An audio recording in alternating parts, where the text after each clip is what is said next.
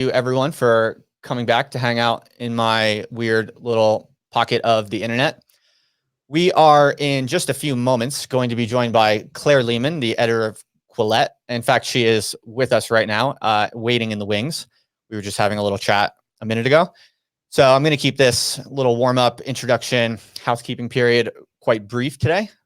Don't want to keep Claire waiting. I'm very excited to talk with her. I have a lot of interesting questions for her, and I think yes, this will easily fill the time and space with a lot of interesting questions and topics, because I have obviously been following the development and kind of the rise of Quillette for quite some time, and anyone who's watched my stuff before knows that kind of the changing power balances, let's say, of kind of the culture industry today and the various sites of intellectual production and intellectual power is basically one of my kind of abiding interests at the moment, something I'm paying a lot of attention to. And so Quillette is of obvious interest. Probably most of you listening now know about Quillette. You probably know the name Claire Lehmann, or you know her face from Twitter. So I won't go into it too much, but Quillette is a kind of recent, how would you describe it, Ben? Like a recent upstart, I would say, in the kind of independent intellectual spaces of the internet. It's a real site of a lot of people kind of pushing back against some of the most insane excesses of kind of contemporary academia and kind of general kind of social justice insanity, which seems to be accelerating or fizzling out. In fact, that might be an interesting little conversation we might have, because that's kind of a recurring point of contention on my show. In any event, yeah, Quillette has definitely been a big player in this kind of changing landscape of cultural politics. So I've been watching it closely and generally quite sympathetically. So yeah, that's what we'll be talking all about. That I have lots of questions for Claire. Maybe she has some for us. Let's see. And otherwise, all I want to say before we go live with Claire is just a few quick things. As always, I try to give a big explicit thanks to all my patrons who literally I could not be building all this up in the quite exciting way that I am if it wasn't for all the people out there who throw me some money each month. Really grateful. Yeah, just super grateful. So thanks, and shout out to all my patrons. And also, I just want to let people know that if you're here for the first time, please do subscribe if you're interested in this. If you find the conversation and the stuff that I'm interested in cool, then subscribe. If you don't, that's fine. Then don't. No pressure. And if you want to talk more about the stuff that we talk about in this live stream with me and other people like me or whatever, I have a little private forum, and there's a link in the description below. There's just like a little entrance survey to filter out the trolls and kind of low effort dummies. So if you're interested, just fill out the entrance survey, and you can chat with me later in the private forum. So I think I'll just keep it at that. I have some other news coming up. I have some big projects that I'm working on and that I'm going to soon kind of start sharing with people, but I think I don't want to keep Claire waiting too long, so I'll keep the housekeeping short for today. Otherwise, just thanks for coming out tonight, everyone, and I hope you enjoy this. Ben, let's bring on Claire, shall we? Tell me when we got both. All right, Claire, how are you doing? You all right? Yeah, good. How are you doing? I'm very well. Yeah, I can't complain at all. You're calling in today from Australia, is that right? Yeah, it's 10 a.m. here in Sydney. Excellent. And if you don't mind me asking, I just want to kind of get a vibe for where you're coming from. Are you out and about? Are you at your home, or what's going on? I'm at home today. Yeah. Excellent. Excellent. Yeah, this is where I work when I'm at home. This is my chair. Got my books, got my table, got my computer. So is that where you spend most of your time on a day-to-day basis, would you say? I have an office in the city. And I would spend most of my work time at my city office, but I spend a fair amount of time working from home as well. Okay. So do you like rent out like private workspace or something, or what? Yeah, I've got a couple of desks in an incubator at the moment, a media incubator. But prior to that, I shared an office with my husband. So I've moved around a little bit. I have never had an entire floor of a building just for Quillette, but we'll get there one day. Is that the goal? Hopefully, yeah. And is Quillette now mostly all remote, or do you have some people on site that you work with on a daily basis in person? Yeah, it's mostly remote, but I have one person working with me at the moment on the technical side of things. And in the past, I've had admin assistants and sort of sub-editors working alongside me. But my editors, my dream team of editors, are all remote. So they're in London, Toronto, Stockholm. Yes, so they're international. In fact, if it's okay with you, actually, a lot of my questions, as I was brainstorming the types of things that I thought it'd be most interesting to chat with you about, a lot of my interests and curiosities about you and your projects actually have to do with kind of the logistics and kind of the back end of how you operate. Because in some ways, my own work is kind of becoming more and more focused on kind of the political and the strategic and the kind of economic and logistical questions of basically how people are figuring out ways to kind of hack the current kind of media and intellectual landscape to create new types of projects, but not just create them, but do them successfully and make them work really well and make them grow and stuff like that. I've become quite fascinated by that because my sense is that this weird new space that you're occupying, that Quillette has, played a huge role in kind of smashing open, and that in my own little way, I'm occupying myself. This weird new internet space it's so new. And I think there are tons of people really interested in creating their own types of projects in this weird new world. But since it's so new, people really don't know what the best practices are, how to do it. And, so this has kind of become one of my interests, is like talking with people who are doing this and doing it successfully and trying to kind of understand and share with people like what works and what doesn't work. So is this like an okay, like domain of questioning for you? Absolutely. Go for it. Awesome. Excellent. So then I'll just push in a little bit on that then. So if you don't mind me asking, like some concrete details would be intriguing for me and my audience. Like, does your team work in like a Slack channel, or is it email heavy, or what's the day-to-day workflows of Quillette look like? Okay, so yeah, we have a Slack channel. We have an editorial bunker on Slack, and my editors work through the night while I'm asleep, and I wake up and I see the conversations that they've had and the discussions they're having about articles. And one thing I found is that as long as you bring on board very talented people, you can give them a lot of autonomy. So my editors, my colleagues, Jonathan Kay, Jamie Palmer, Toby Young, and Paulina Newding, they commission and receive and edit articles without my input. And I often only get brought in if something's quite controversial and I have to make a decision about whether we move forward with it or not. Mm-hmm. So I think when you're having a remote office, giving people as much autonomy as possible is ideal, because you can't be awake, you can't be present, and you can't be available for all of these kind of insignificant decisions. Right. So having a team of really talented colleagues who you trust, that's the way to do it, I think. And when you first started, though, I think I listened to a few interviews with you ahead of this podcast, and the impression that I got was, correct me if I'm wrong, but the impression I got was that, well, that was a relatively kind of informal experiment on your part. You kind of just sort of threw it up, wanted to see what would happen with relatively modest ambitions or expectations, and then it kind of blew up. So I'm kind of curious, when you first started Quillette and you first kind of experimented with the idea and got it out there, what were your workflows like then? I imagine they were probably pretty, informal and haphazard. Like, was there, when things started to pick up, were there kind of early lessons that you learned through practice of like, how to handle the kind of growth or scale of a kind of creative and intellectual internet project? Yeah, that's a good question, and I don't think I fully solved that yet. When I started, it was just me, and it was just me for a long time, and I always underestimated the amount of work that it was going to take.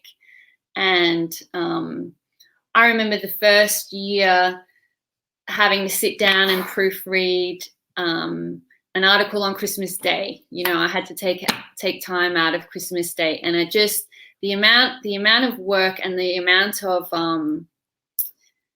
duty and obligation you felt to people who had sent in their submissions and their articles, to sort of turn them around quickly, be responsive, write back to emails, provide input. That was a huge workload that I did not anticipate. And I've never really come to grips with the amount of correspondence I receive. So my email inbox is inundated every day with lots of queries and fan mail and submissions, and I've never been able to deal with that. Like about how many emails a day would you say? Between 50 and 100, I would say. Okay. Yeah. And when you first threw up Quillette on the internet, what was it, like a WordPress site or what? Yeah, it was just I had my own blog, which I published on infrequently, and all I did was buy a domain name. I brainstormed domain names with my husband one night, and I thought of Quillette, and it wasn't taken. So I bought it. Then I brought my blog articles over to a new sort of template on WordPress, pointed that website to the new domain name, and that was it. It was done.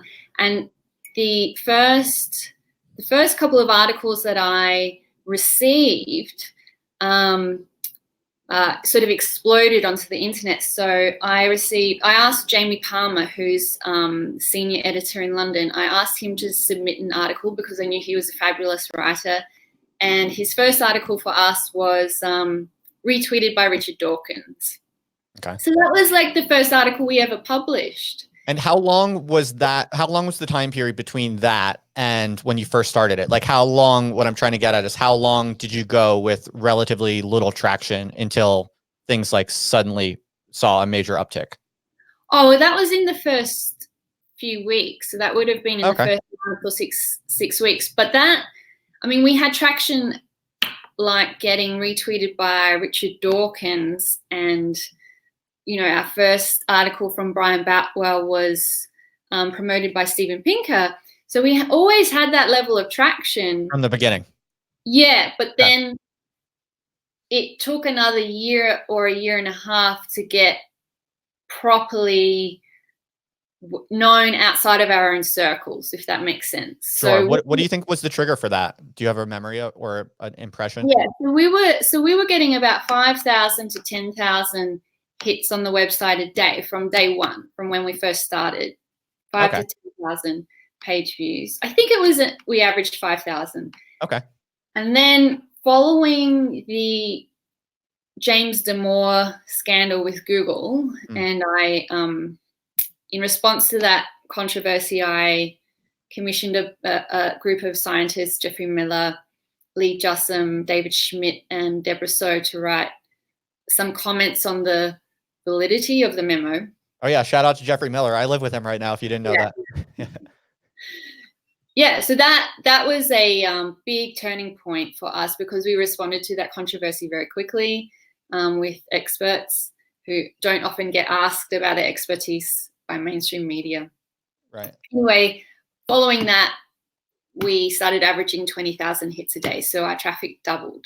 And then our name became more widely known. People knew of Quillette outside of our little internet circles. So that was a big turning point. And then when Jonathan Kay came on board as our Canadian editor, because he's quite a senior newspaper editor and has like a lifetime of experience, he brought on board all of these excellent writers. He's got excellent editorial instincts and experience. So we have just gradually built up our readership and our brand, and so we're quite well known. Even outside of our small group, our loyal group of fans. And when you first started Quillette, what kind of traffic was your personal blog getting? Like, give us a sense of like what was your degree of reach or cultural capital that you kind of brought into Quillette to start? No, it was small. Not that many people were reading my blog, but I had a Twitter following. So I probably had 13,000 Twitter followers when I started Quillette. Okay. And that was just from me being a grad student, just procrastinating from doing my actual assignments and just sticking around on the internet, posting interesting articles and studies online. And so how long had you been posting on the internet as a kind of young intellectual, or whatever you'd like to call it? Since probably 2013, so maybe 2 years. 2 years, like very actively, aggressively, or just like pretty casually and irregularly? Oh, I was addicted to Twitter, I would say. Yeah. I was on it every day, tweeting. Not aggressively, not 20 times a day, maybe 5 times a day. Mostly just interesting articles. Yeah. I wasn't a keyboard warrior. And did you have all of these relationships with kind of more prestigious intellectuals? Did you already have those built up? Like you had those friendships and relationships already built up to call on when you started Quillette, or did you develop those after you started Quillette or while you started Quillette? I had a decent network of more junior academics. So I knew academics who are pursuing research in slightly more taboo or controversial areas, but who aren't tenured, who don't have 50 papers under their belt. I had a solid network of heterodox younger academics. People like Richard Dawkins were following me on Twitter though, so And I these are had close, some these are heavy close relationships or just like kind of online mutuals? online Okay. relationships. Yeah. Interesting. If it seems like I'm grilling you, the reason is because I think a lot of people have really interesting ideas for creative intellectual projects on the internet that they're more than capable of doing, and they have a decent Yeah. chance of being able to build up. But a lot of people feel like to do something like that, you have to already have a huge following, and that people feel like some kind of impactful intellectual project on the internet is impossible or out of reach to them because they don't really know how people kind of slowly build it up from nothing over time. So Yeah. that's why I'm kind of increasingly interested in getting these stories from people, because I think it's quite revealing and useful for other people who are thinking about these types of projects. Yeah, well, I think one of the key things for me was that I had nothing else to do. So I quit my master's program in psychology because I'm a mother and I had my baby at home and I couldn't juggle the pressures of the master's program and all of the requirements. I did all of my coursework, but then I was meant to do 2,000 hours of unpaid work in a clinic, a thesis. It was just too much. So I quit my master's, had a little baby at home who was in childcare some days a week, but I still needed intellectual stimulation. And what was I going to do? Working from home was the plan, and I just stumbled on something that worked. But I think the key for making these intellectual projects work is consistency and regularity, doing something every day, and just being a bit patient in the beginning, because it did take us a year, maybe 18 months to really get some good traction. And it wasn't that the quality of our output suddenly doubled overnight. It was exactly the same. It's just that it takes a while to really cut through and sort of explode into sort of a wider net of attention. Right. Yeah, I think that's very true. That makes a lot of sense. Now, I heard a rumor once that there are quite famous scientists who write for Quillette with pseudonyms. Can you confirm or deny that? Or you can dodge it if you want. I didn't know what quite famous means. I mean, famous within the scientific community, or? Yeah. And even in the public eye. I think we may have had a couple, but not regularly. No, we don't have. I was just curious if that was true or not. Yeah, we've definitely had some important scientists write for us under pseudonyms. That's for sure. But it's not, might have just been once off. Do you feel like the need to use pseudonyms and all of this type of kind of, in my opinion, personally, kind of paranoid tendencies that people have right now, do you feel like the pressure is kind of decreasing, that the stigma and the fear is decreasing a little bit, and people are a little bit more bold and confident, kind of sticking their neck out with their own name right now because of kind of the changing landscape or power distributions? Is that your sense or no? I think so. I think so. But it's dependent on the social circles which that one travels in. I think for academics who are in the bubbles where this conformity is at its most intense, maybe it's in New York, or maybe it's in San Francisco, or certain Ivy League colleges like Yale or Cambridge or whatever. I think in those little pockets, it's still extremely risky to put one's name to any kind of heterodox thought. Sure. In the rest of the world, I don't think it's risky at all. And I think it's actually, people realize that there are a lot of rewards to speaking openly and honestly and truthfully. And, I think there's a perception that there is risk, but there's also reward.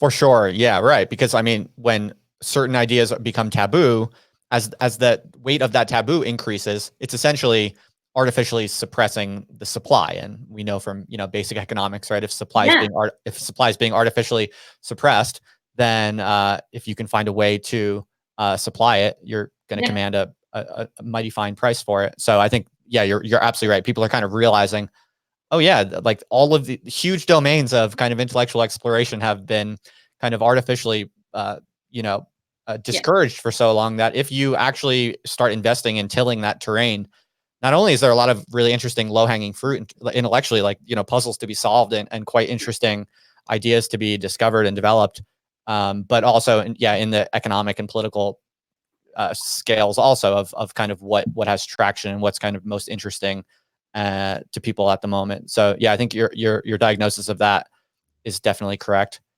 Now, it's interesting what you said before about how it's split between, let's say, academia and the public at large. I think you're absolutely right, and that even seems to be polarizing. Like, my sense is that in the kind of left-leaning academic disciplines that are kind of most kind of crazy with various forms of perverse group psychology and kind of collective self-censorship, in those areas or pockets of contemporary kind of intellectual life, they're becoming more and more kind of crazy, is my sense, and more kind of insane and detached from reality. So like those people, recently I kind of did some digging into the wonderful world of the anthropology discipline, in part because of your article about David Graeber. It got me very intrigued. So I started digging, and it seems to me that anthropology, for instance, has like really, really gone off the deep end in a kind of crazy way. And my sense is that that's accelerated, that's changed over time, that it hasn't always been like that. And quite recently it's gone like hardcore. It's gone all in on a kind of stupidity, because apparently like in those areas, those people, like, they say that Quillette is like a straight up like white supremacy magazine. Like, that's what these people really think. They say that with a straight face. And that's like the meme that it seems like all of the kind of, high status kind of figures in anthropology, for instance, seem to pretty much like say this type of line. And that, I mean, to me, and probably to most people listening, that's known, that's obviously false and just ridiculously malicious type of way to interpret Quillette. But I mean, what's your sense of it? Is your sense that like as Quillette is becoming more successful, do you feel like the academic disciplines that are threatened by your type of upstart project, are they digging in their heels and kind of becoming more and more insane and aggressive towards you and people like you? Is that your impression? That's kind of mine. Well, with regard to anthropology, I think the field has been in decline for some time now, for decades. So we recently published this article about Napoleon Chagnon, and he was subject to this very malicious, fraudulent witch hunt back in the early 2000s, where he was accused of running sort of like Nazi experiments on the people in the Amazon who he went and studied. And it all came out that these accusations were fraudulent. Right. I read about that in Alice Dreger's book, right? Yeah, that's right. But there are anthropologists who, despite investigations demonstrating that these accusations were completely fraudulent and malicious, there are still anthropologists today who parrot the accusations as if they haven't been debunked. So there's something weird about anthropology, and many anthropologists for decades now have been proud political activists. Like, they wear their political advocacy openly.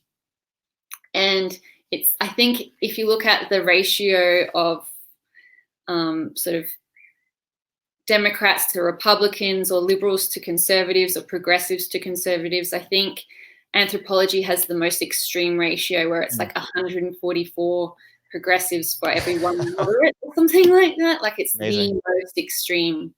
Yeah. So I think it's become a joke discipline. Like, it's just a discipline for activists now.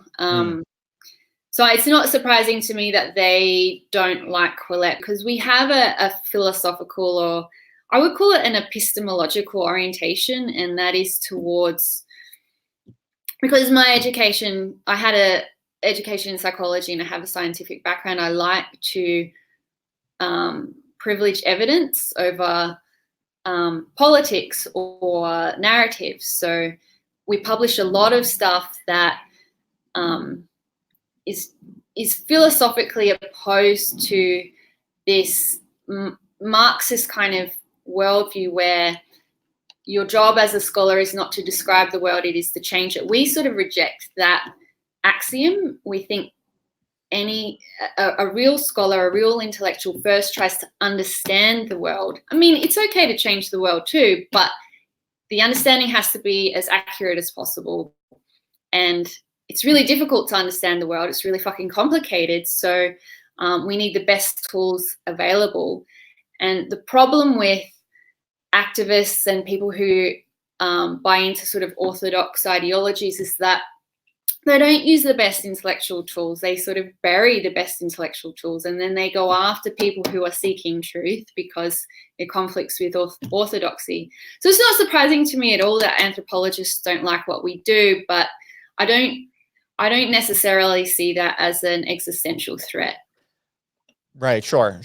Do you think maybe we could take a minute to kind of steelman this critique of Quillette? I think it's an interesting question to ask, kind of like, because you publish so much every day. It's hard. No one could really read everything that Quillette publishes on a daily basis.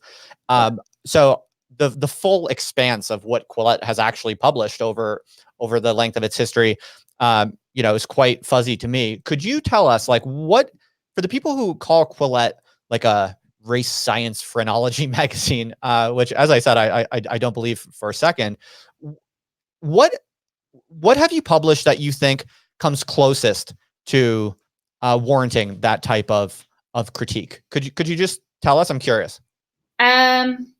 Okay, so we've published like around 2,000 articles now, and the articles that may have brought about this perception are very tiny, minuscule in number. However, we do have a broad orientation towards arguments and evidence which contradicts this, what you would call the blank slate narrative. So I've published a lot of articles on differences between men and women, so like sex differences, innate differences in psychology and neuroscience and that kind of thing. And we've published a handful of articles on intelligence. Sure. Which is a taboo subject. Sure.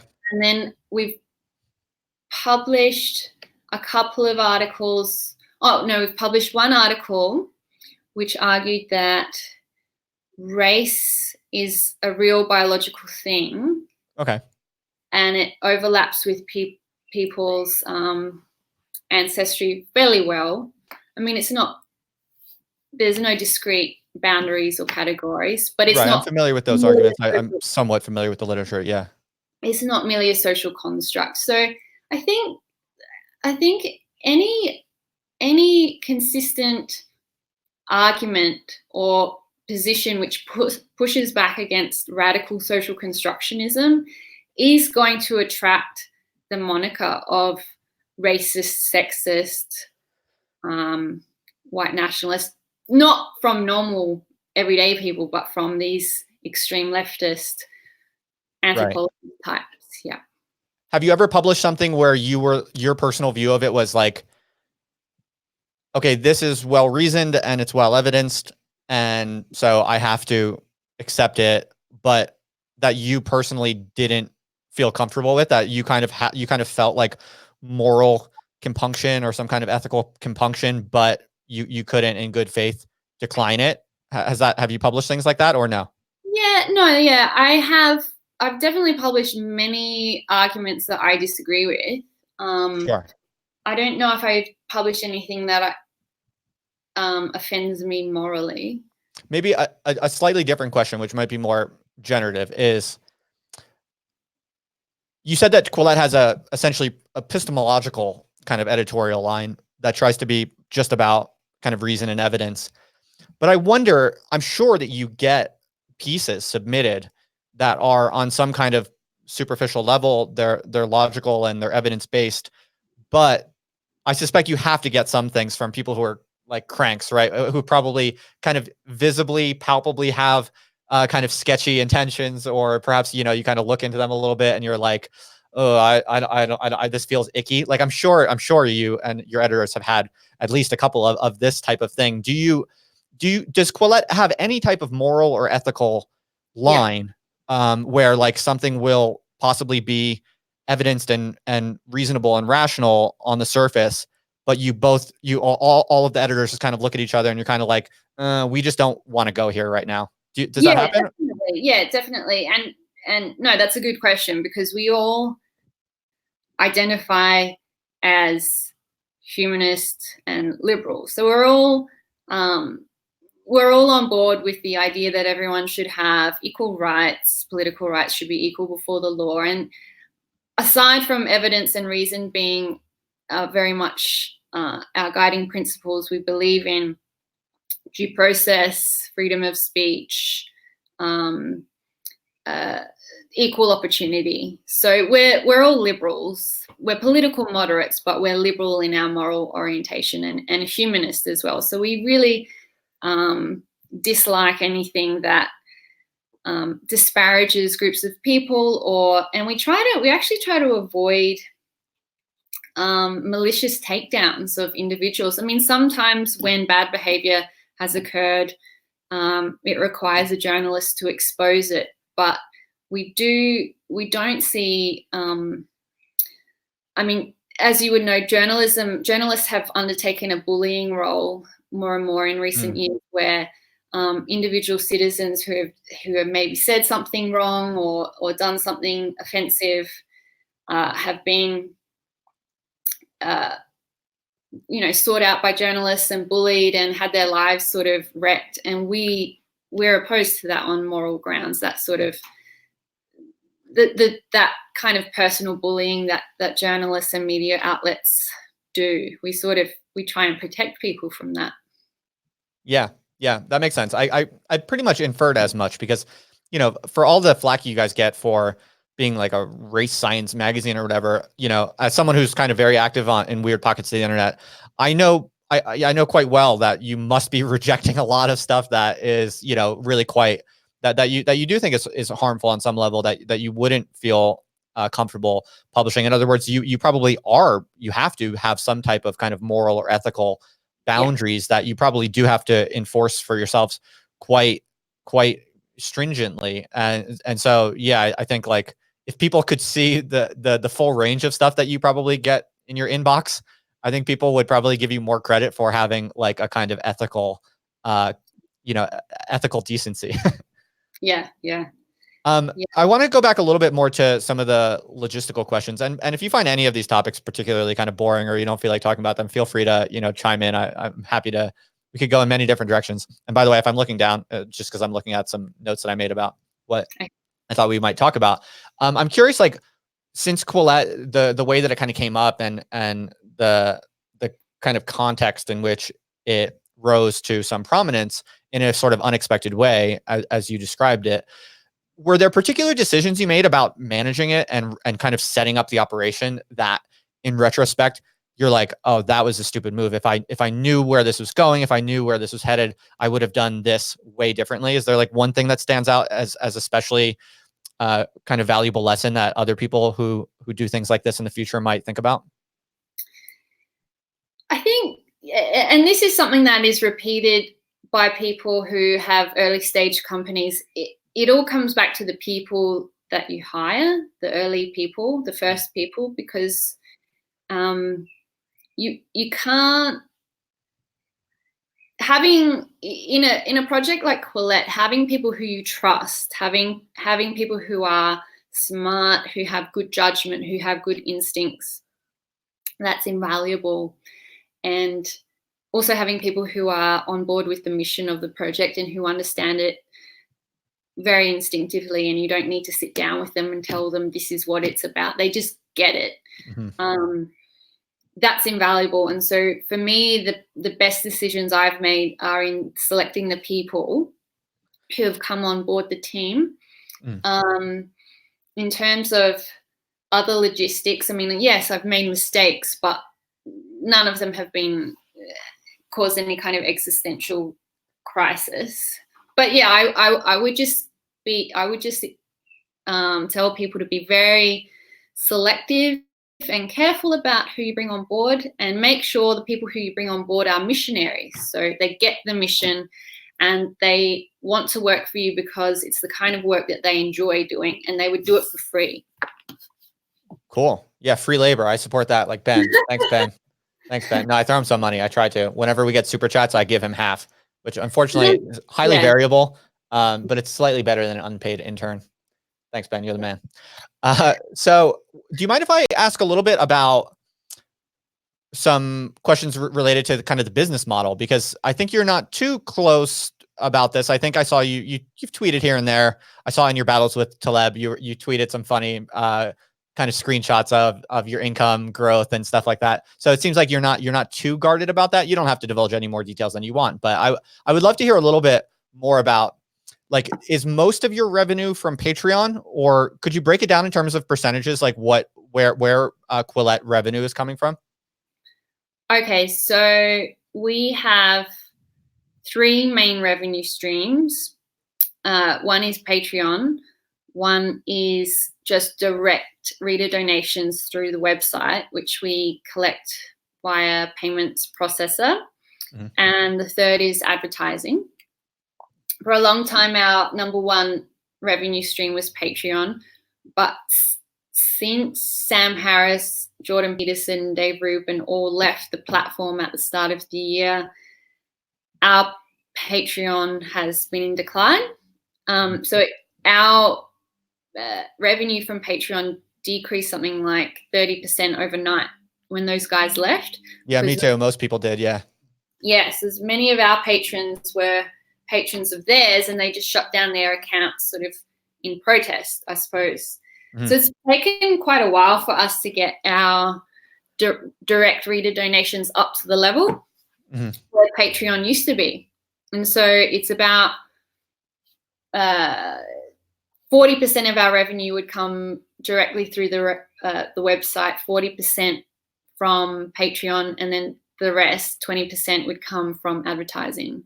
And so we're making it varies, because sometimes we get one-off donations, and sometimes we get a spike of one-off donations. Like when Taleb went after us, when he first had his went nuts at us, we received $12,000 worth of donations in one day from readers. Wow.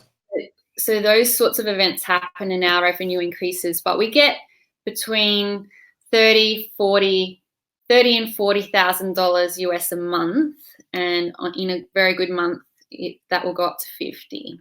Oh, cool. Thanks for not being shy about the figures. That's really interesting to learn. It sounds like you have a fairly diversified kind of portfolio of income streams. Yeah. So when our Patreon declined by 30% overnight, that really stung, because I had just committed to bringing some more people on board and increasing costs. And so I had committed, and my costs had increased, and then my revenue tanked. So that really burnt. So I've learned a big lesson from that. You can't put all of your eggs into one basket, and you need to have different revenue streams to keep afloat.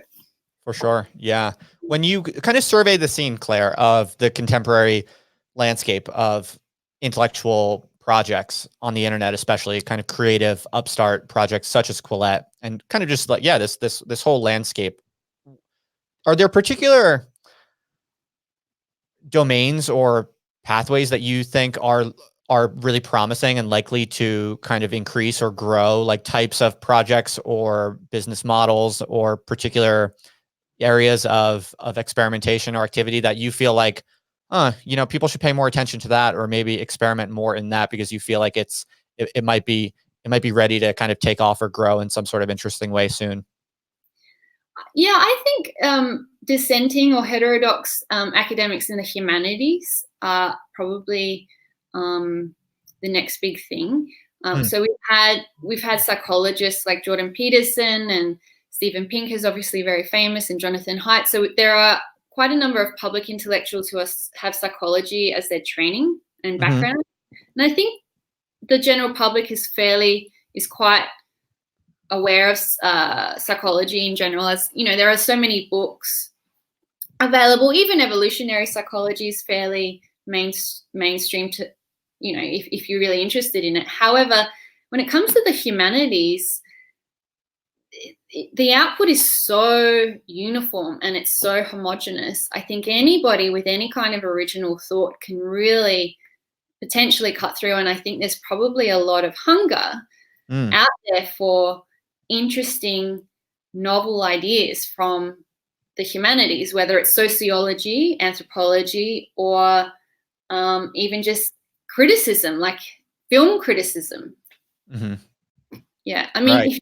If you look at film criticism at the moment, everything is analysed through the prism of gender and race and class, maybe. But there are all sorts of other ways to analyse a film. One can look at the aesthetics, one can look at archetypal narratives, whatever. I mean, there are a lot of avenues that aren't currently being explored. Yeah, that's I think a really prescient observation. I think you're totally right when I think about it. So in other words, maybe in the not too distant future, there will be a Quillette, but for the humanities. Yeah. Someone should do that for sure. Yeah. Do you know of anyone, any particular kind of interesting young creative people that seem really exciting and promising that people might not know about, but that you want to kind of maybe shout out or tell us to watch out for? No pressure if you don't. You might not.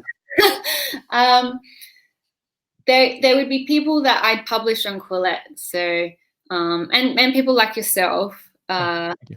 Yeah. So no, I can't think of anyone off the top of my head, but yeah, that's fine. That's fine. I mean, one thing I can actually offer up is that I recently did a very modest kind of experiment in self-publishing a humanities book. Actually, that is pretty much kind of what you're describing. I kind of purposely tried to target a kind of area of research or academic intellectual interest that I had a pretty good sense was currently just very, very kind of dead and decadent, and some combination of either just mind-numbingly boring academic crap, and also perhaps the stuff that's not absolutely boring is just kind of crappy, and I don't really buy it or find it very interesting.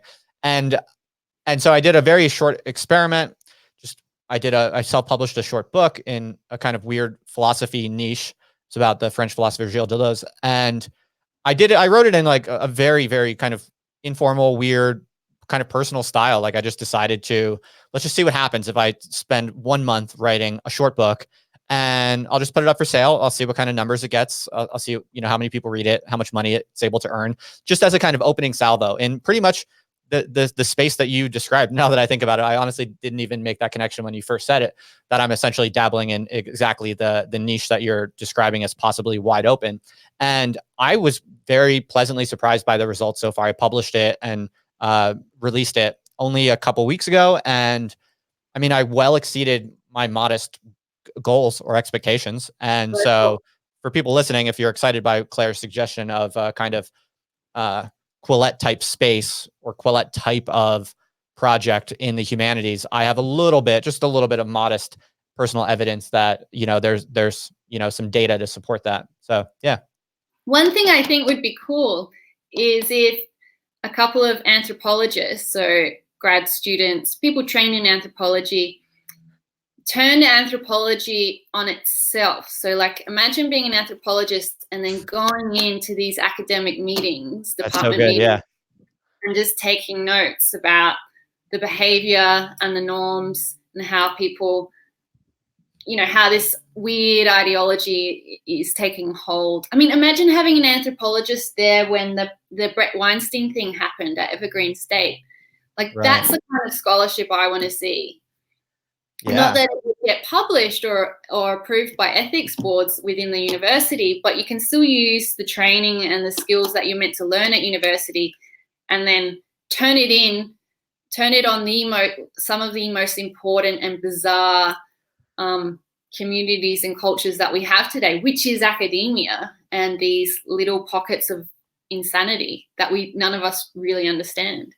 Yeah, that's a really interesting idea. And actually, now that we're talking about anthropology, I'm curious, are there any updates on the How story, the David Graeber controversy?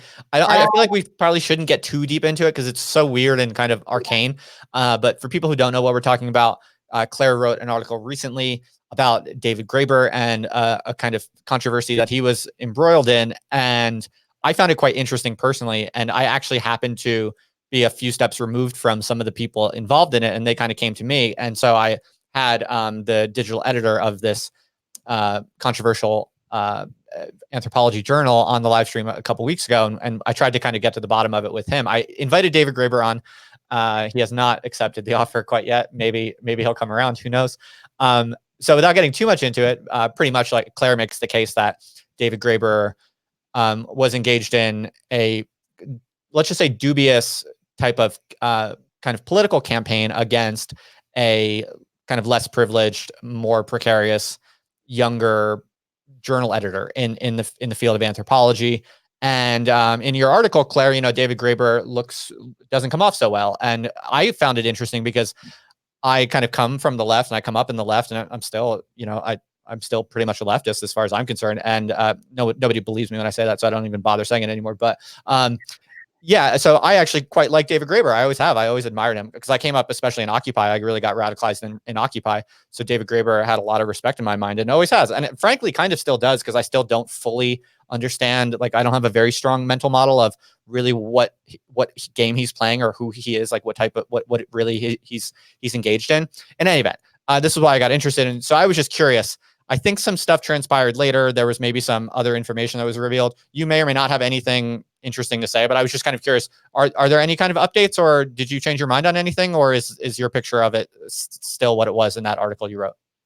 No, there's no updates from my end, but the behavior and some of the things that Graeber said online after the article was published sort of confirmed in my mind that he's not entirely he doesn't care about the truth, and he does use these very slippery rhetorical tricks to sort of like, if someone asks him a question, did you do this? He's very good at deflecting and then turning the accusation around onto the person who's asked the question. So I don't know. My general view is that he's a politician and he's in anthropology, and what happens behind the scenes in anthropology is just like what happens in political parties people make.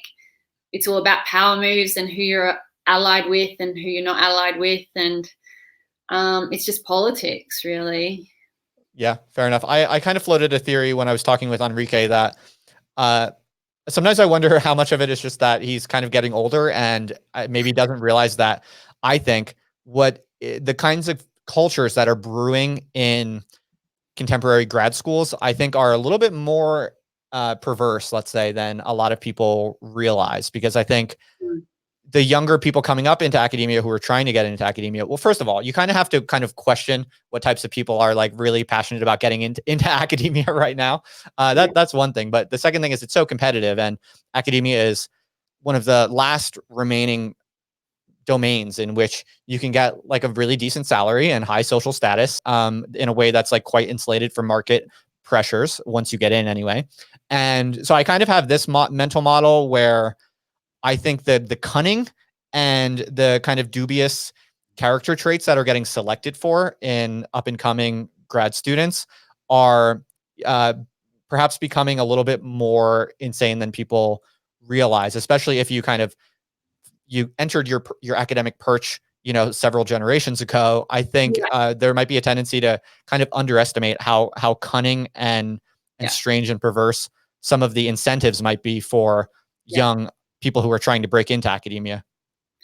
Yeah, no, I completely agree. When I was in grad school just a few years ago, what I noticed that was the traits that I saw being selected were sycophancy and conformity. And neither of those things I thought were conducive to original thought. So I thought, what's the point of this? This is just creating, the same type of worker that a bureaucracy creates. But I think, I'm not an expert on David Graeber, but I think he is a political activist. In my mind, he's a political activist before being a scholar. And I think the types of personality traits that you described, the sort of Machiavellianism, those are the traits that you need to be a successful politician or a successful political activist. So I don't think it's very surprising that this is happening. This process is more intense in the more politicized fields. Yes, I think that's right. And by the way, I want to backtrack slightly because I know there are a lot of people in my audience who are still thinking about going to grad school, and I'm not trying to rag on that. I try to be very clear. I did a whole long live stream with Jeffrey about this. There are many totally defensible reasons for wanting to go to grad school, and I try not to, poo-poo that. So, I can be a little bit harsh sometimes, but you'll forgive me. Don't take it all with a grain of salt, listeners. Claire, I'm curious. I feel like, did you have something? I'm sorry. Oh, I think one thing is interesting, and I'm not sure if people have investigated this or not, but so at the moment in academia, you've got these people in the sciences and in the empirical fields, and a lot of them are extremely naive about what is happening in the humanities. And then the people over in the humanities are saying those people over in psychology or evolutionary psychology are a bunch of like fascist eugenicists. And then the people over in the sciences have got no idea. Like if you went to the medical school and you took papers from fat studies journals over to the medical school, they would lose their mind. And it's interesting to me how these silos in academia have created these massive blind spots or these massive areas of ignorance where the scientists don't realize that a lot of what they're doing is sort of under assault or is actually going to be attacked. Right. And then they're blindsided when they are attacked.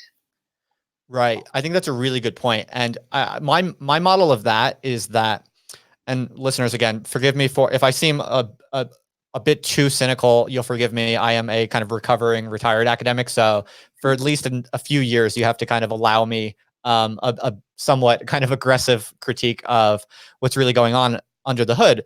And my mental model of that, Claire, is that when I was an academic for like more than 5 years. And the sense I had of things was that academia kind of operates by this sort of live and let live policy, right? And I think every academic who has a nice, comfortable perch in academia, everyone is a little bit aware that they're kind of rent seeking a little bit, that they have this like really cushy, nice gig where they, can get away with not working that hard often. Many of them do, by all means, but many of them don't, and you can get away with it. And it's really quite comfortable and insulated. And I think there is a shared knowledge. There's a shared sense that everyone who's an academic is enjoying a very special and rare kind of economic and social political type of privileged position. And there's a kind of unspoken agreement for everyone in every discipline to pretty much not poke too many holes in what the other disciplines are doing, because no one wants to kind of ruin the whole gig for everyone. I think I honestly think that's part of the underlying model. Like that everyone in academia knows that they have a rare, amazing setup that could politically be taken away from them any moment. And so they all kind of just agree to not poke anything too hard. That's interesting. That I have not heard that thesis before, but it sounds plausible to me. It sounds good. I think we have something incoming from the audience.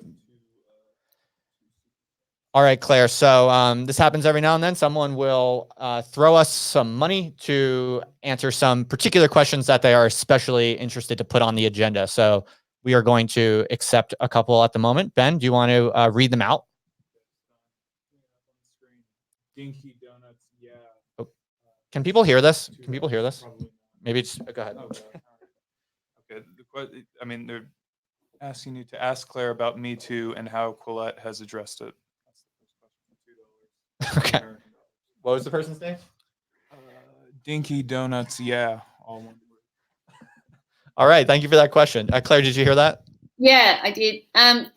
So the first article we published about Me Too was fairly early on in the movement. I think it had only been going on for a couple of months. I think it was in March, and the movement started in November 2018 or something like that. And it was the title of the article was Why I'm Uneasy with the Me Too Movement, and it was just a criticism of the sort of mob mentality that was sort of taking over. And I think most of the articles that we've published, I think all of the articles that we've published have been critical of the movement because, I mean, from our point of view, yeah, sexual harassment is awful. It's in many situations it's a crime, and it just has to be dealt with fairly and with due process. And any kind of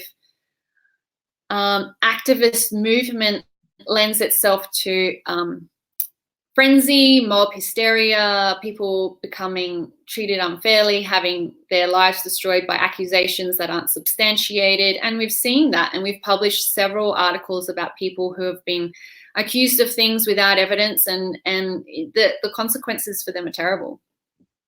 Okay. Good. Yeah. Good answer. I'm sure people mostly care about your opinions, Claire, so I'm going to keep my mouth shut on that one. And Ben, what's the other one? You want me to read it, or I can put it up on the screen? Oh, yeah. Put it up on the screen and read it. Yeah, why not? Oh, yeah, that's cool. I can see now. Yeah, people, we have a very sophisticated operation, and it's becoming even more sophisticated. I have a computer screen here now, and Ben it can show it to me visually. And so I'm seeing what you're seeing. It's pretty badass. Oh, Mark Ledwich. I know Mark. He was recently on the live stream. Good man. Mark asks, for Claire, Quillette publishes firsthand accounts that are hard to verify independently. Was this a calculated risk? Have procedures changed? Oh, that's cool. Could you just leave that up anyway? Well, each account is different, and we verify them in different ways. So when we publish people who want to write under a pseudonym, we check who they are with their ID. And then first-hand accounts, we have to try and verify them with documentary evidence.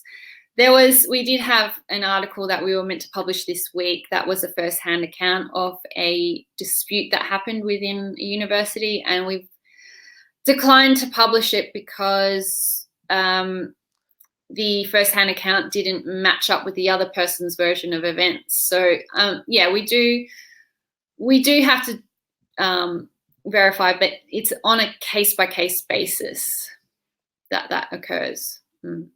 Okay. Fair enough. While we're talking about this question, I'm also curious, Claire, are there particular topics that you think are systematically underexplored, even in kind of the Quillette zone? Like, do you feel like there are pressing questions or issues that should be explored that aren't being explored that, for instance, you would particularly welcome submissions on?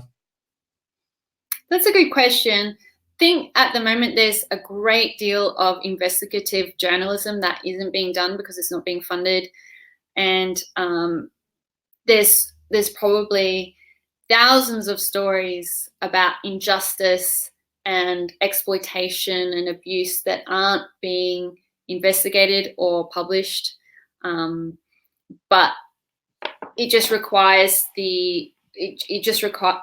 requires people telling those stories and either funding themselves or getting funding from some kind of supporter or patron. In terms of thematic issues, I think it depends upon geography. I mean, here in Australia, I'm quite interested in how Chinese soft power is influencing academic freedom in this country. I'm not sure.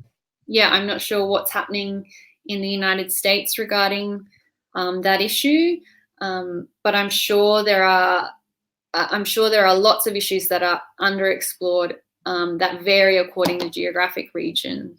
But I think that politics is becoming more and more boring, and that there needs to be more focus on culture, but from points of view that aren't dominated by this race and class and gender paradigm. I think we need to bust open that paradigm and look at culture and books and art and films from fresh perspectives. That's what I'm interested in at the moment. Brilliant. Yeah, very well put. There's another question we have from someone named John Forstmeyer. The question is, has Quillette published anything on open source economics, either in software or non-software fields?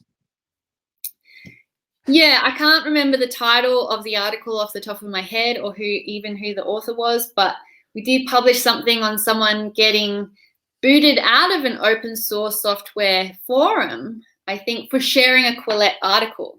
Oh, wow. Yeah. That's interesting. Yeah.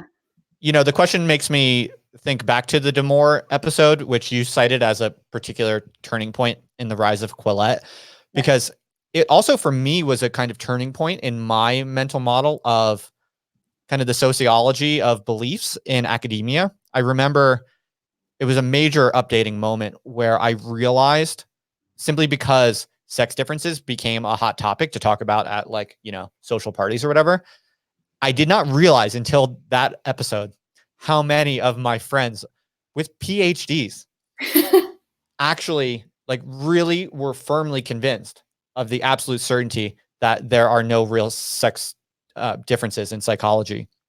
And I kind of just assumed, I gave like all of my kind of PhD friends in the humanities just the benefit of the doubt that probably most of them just don't know that much about psychology research, which is fine. That's fair play, you know, to just not know and say you don't know. I assume like that would have been the position of most of my friends in the humanities with PhDs. But I was really, really shocked and kind of like quite surprised and kind of troubled by realizing like how many of them were like absolutely certain and confident of something that is just like basically false in the scientific literature. And I think it's really funny how it's a popular meme on the educated left to say, like, we believe in science, because what they're really referring to is climate change and the science on global warming. So they have a self-understanding of themselves as the science realists. But they don't even seem to realize that actually there are domains, like if believing science is like a meme that you believe in, that's like a part of your identity, then what that really means is you defer to the scientific literature, you defer to the consensus in the literature, right? But like that's not at all true. And it was only then that I really realized like how deep that kind of contradiction goes. And I kind of like significantly updated my sense of like where I was. No, I think that happened to a lot of people. Yeah. We have another question. I guess once someone asks one question, then everyone wants to get in. All right. This question is from Derek Bowser. Derek asks, what range of opinions are allowed at Quillette? Could someone on the far right, like Nick Fuentes, have an article published? Claire, do you know who Nick Fuentes is? I'm a little bit closer to the ground of like weird internet stuff, so I think I could try to give you a somewhat of an explanation if you don't know. I've heard of the name, but I don't know who he is. I don't know very much, but I do find kind of the weird internet subcultures very interesting, and it's kind of become like a kind of, I guess my podcast has become known for kind of exploring some of these weird pockets. And so I don't know much at all, but if I recall, his system or project platform, whatever you want to call it, is about, it's called America First. If I'm thinking of the right person, you could Google this actually real quick, Ben, if you don't mind. I think he's young. He's like a Zoomer. He's a Gen Z kid, and he has a YouTube channel and a kind of independent platform where I think it's pretty much like nationalism. It's very kind of like MAGA. Kind of, he's a young kind of edgelord provocateur who I don't know how racist he actually is. I think it's popular in the Gen Z generation for like young, aspiring kind of like edgelord intellectual young men to kind of like provocatively play with kind of like white nationalist stuff without necessarily being a white nationalist. So I think it's ambiguous. I'm not going to speak to it because I don't know like how racist he actually is, but he definitely plays with it. And this is like a popular fashion. I think among like a lot of older people don't know this, but I think I know this because I'm close enough, just slightly close enough to it that I have it on good information that like for young men right now, it's very popular in like private DM chats to use the N-word, for instance. And they all laugh at it. They all think it's funny, and they all kind of see it as relatively innocuous. And they laugh at people in my generation who like still refuse to say the N-word for fun. I know this in part because there are constantly people in my chat telling me to say the N-word. I'm like, I'm not going to say the N-word. and anyway, so that's my summary of Nick Fuentes and the kind of Gen Z like edgelord kind of young white male subculture. So anyway, the larger question that this person is driving at is, it's kind of what I asked you before. Maybe the person wasn't listening. Where do you draw the line? And specifically this type of young edgelord persona, do you have a kind of hard line keeping these people out of Quillette, or where do you fall on that? Yeah, no, I mean, the short answer is no. We don't publish people who are intentionally provocative. We don't publish people on the far right or the far left. We're politically moderate, and that just is reflected in what we publish. It's not that we screen every individual writer according to their political beliefs. We don't, but we get a sense of whether someone is sort of how far out they are from the center just from their style of argument, their style of writing, and how performative they are. I find the further you go out from the center, the more it's just performance. It's just like live action role play. There's a lack of seriousness. We like to publish serious people who have given a lot of thought to their arguments, and generally most of them are politically moderate and of the center. Right. Now, what about, so someone's kind of following up with this. What about like a very reasonable, well-evidenced, valuable post, but it's by a person who's perhaps, his history or his kind of previous work is perhaps more dubious. Do you draw a line with the content, or do you draw a line with the types of people that you allow into the orbit of Quillette? Well, we would have to make an assessment on a case-by-case basis. Sure. We're generally fairly sympathetic, and we like to give people second chances. And I'm not going to rule someone out just because they were maligned like 20 years ago. But it would depend on the article, what they were arguing in the here and now. Sure. And, yeah. I think some people would say, oh, that's just shows you're not principled. But as someone who also in my own way has to make these sorts of decisions, I think, Claire, you're just being honest about the basic reality that ultimately these things are always going to be a judgment call. It's always going to ultimately, the line will be drawn with a kind of informal judgment of the people in charge. And there's no way around that. And I think, Claire, you're just being honest about that. So I get that, definitely. Real quick, so a few things I want to kind of clarify. This is genius, by the way, that we threw the public chat up for me to see. I don't know why we didn't think of this earlier, but apparently Nick Fuentes is not totally white. I don't know if that's true or if people are trolling. Apparently he's like partially Latino or whatever. I don't know. I don't really care that much, but just thought I'd throw that out there. And also we have a super chat from Brenton Milne for $50. Thank you, Brenton. Now, finally, Ben will be able to eat dinner tonight because we have some super chats coming in with some generosity. Thank you, Brenton. Brenton, by the way, folks, is a Other Life OG. He's been kind of floating around my circles on the internet for as long as anyone. So what's up, Brenton? And thanks for that. I appreciate that, dude. Very grateful. We have other questions. Oh, man, they're pouring in now. So Woker Nexus says he's giving us $5 for not using the N-word. You're welcome, Woker. There you go. All right. What else we got? Claire, I don't want to keep you too long. I think you kindly gave me an hour and a half. Is that right? So about 15 more minutes. Is that all right? Or do you need to go? I have to plug in my computer. I can do that. That's fine. Yeah. Sorry, you broke up for a second. You said that's fine. Yeah, that's fine. Awesome. So just a few more questions then. I'm curious, when you were first kind of blowing up, when Quillette was really growing and you first kind of realized, oh, like this has legs, I need to start thinking strategically about how can I make the most of this? Did you consider other business models? Like, were there other, or really at any point in the trajectory, have you thought about or toyed with other business models that maybe you decided against? I was just kind of curious if you entertained other possible pathways for Quillette.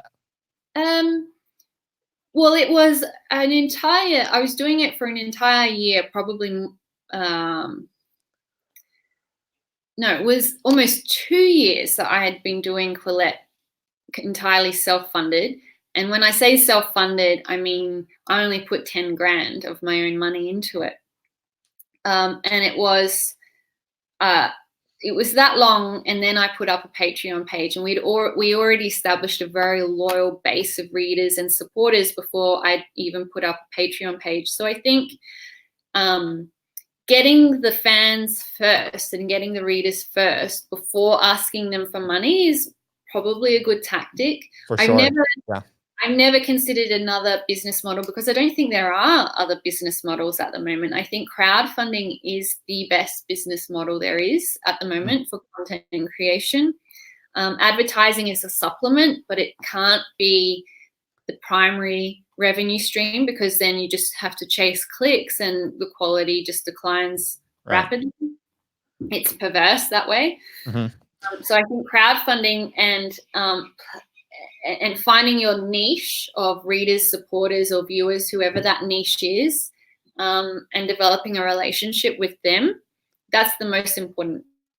For sure. Yeah, that's certainly true, I think. So that's good advice, no doubt. I guess I was kind of thinking other opportunities or possible domains of experimentation. For instance, I mean, just the world of creative kind of intellectual monetization methods it seems to be really burgeoning, and it's all quite new. So for instance, like online courses, for instance, is like a kind of weird, interesting, but I find quite intriguing kind of booming sector, digital products like ebooks, or even possibly moving into some kind of traditional publishing like Quillette. I'm sure could feasibly pursue any number of these other ways of kind of growing the Quillette empire. I'm just curious, have you thought about any of these other kind of interesting possibilities that seem to be kind of increasingly popular and successful on the internet? Yeah, no, we're definitely considering those other opportunities, and we're considering events as well. I think events is definitely a viable revenue stream, and people can make a lot of money through events. However, there's also a lot of risk involved, and running events takes a lot of work, and we don't want to do a fire festival, so we've got to plan that very carefully when we get to it. Man, that documentary is so good. The fire festival, did you hear about that? You can Google it later. It's hilarious. It was basically just a big kind of conference meetup festival type of thing that someone planned, but it was a huge boondoggle, and basically people got ripped off from Ed Money, and it was crazy. But there's a documentary about it that kind of goes into it. It's hilarious. Okay, let's see what else. I had so many questions, not too much time. Oh yeah, so before I let you go, I've kind of recently introduced a new tradition into my live stream. It's a little game I like to play called Based or Cringe. Do you know what these words mean by any chance? Yeah, I know. Okay, good. You're close enough to the ground level of internet culture to know. Very good. I'm impressed, Claire. Well done. So this game is basically, I'm just going to say some things, and your role is to say based or cringe. Okay. And yeah, it's very simple, to the point of kind of being almost stupid. But I think sometimes the world has a little bit too much kind of fake sophistication, and sometimes a little, stupid oversimplification is a useful and fun exercise. So, Are you ready, Claire? Sure. All right, the first one, based or cringe? Greta Thunberg. Cringe. Cringe. Would you like to expand, or we can just go rapid fire? Keep going. All right. The Joker movie. Haven't seen it. Sounds based. Sounds based? Okay. How about Neil deGrasse Tyson? Cringe. Ooh, say more, would you? Don't know that much about him, but what I've seen is cringe. This is about you, not me, so I try not to interject my opinions, but sometimes I can't help myself. And yeah, I think Neil deGrasse Tyson is totally cringe, personally also. I mean, no disrespect to the guy. I'm sure he's super smart, obviously. But his whole kind of like shtick, and especially his kind of like lukewarm kind of apodictic kind of like political attitude towards things rubs me the wrong way. I think he should stay in his lane. I'm generally in favor of people leaving their lanes, but not Neil deGrasse Tyson. How about I had some others, but I lost them. Ben, you got any? Oh, I think we know the answer to that. Any news on the Nassim Taleb front? Or how? This is my question for you, Claire. What's your mental model of Nassim Taleb? You know, what game is he playing? What's his deal? I think he views intellectual life as, I think he wants to be in the mafia, really. I think he has daydreams about being mafioso and being Tony Soprano, living in New Jersey and having all of the respect and the power of a mafioso. And I think he's trying to turn intellectual life into a zero-sum game. And it isn't. Intellectual life is a positive sum game, and it always has been. And it's just, I think it's just a little bit sad that he tries too hard to make it a zero-sum game, basically. And he's destroying his reputation in the process. I mean, there's countless numbers of people who have read his books, admire his contributions to the culture and his ideas, but who are really not impressed with his online behavior.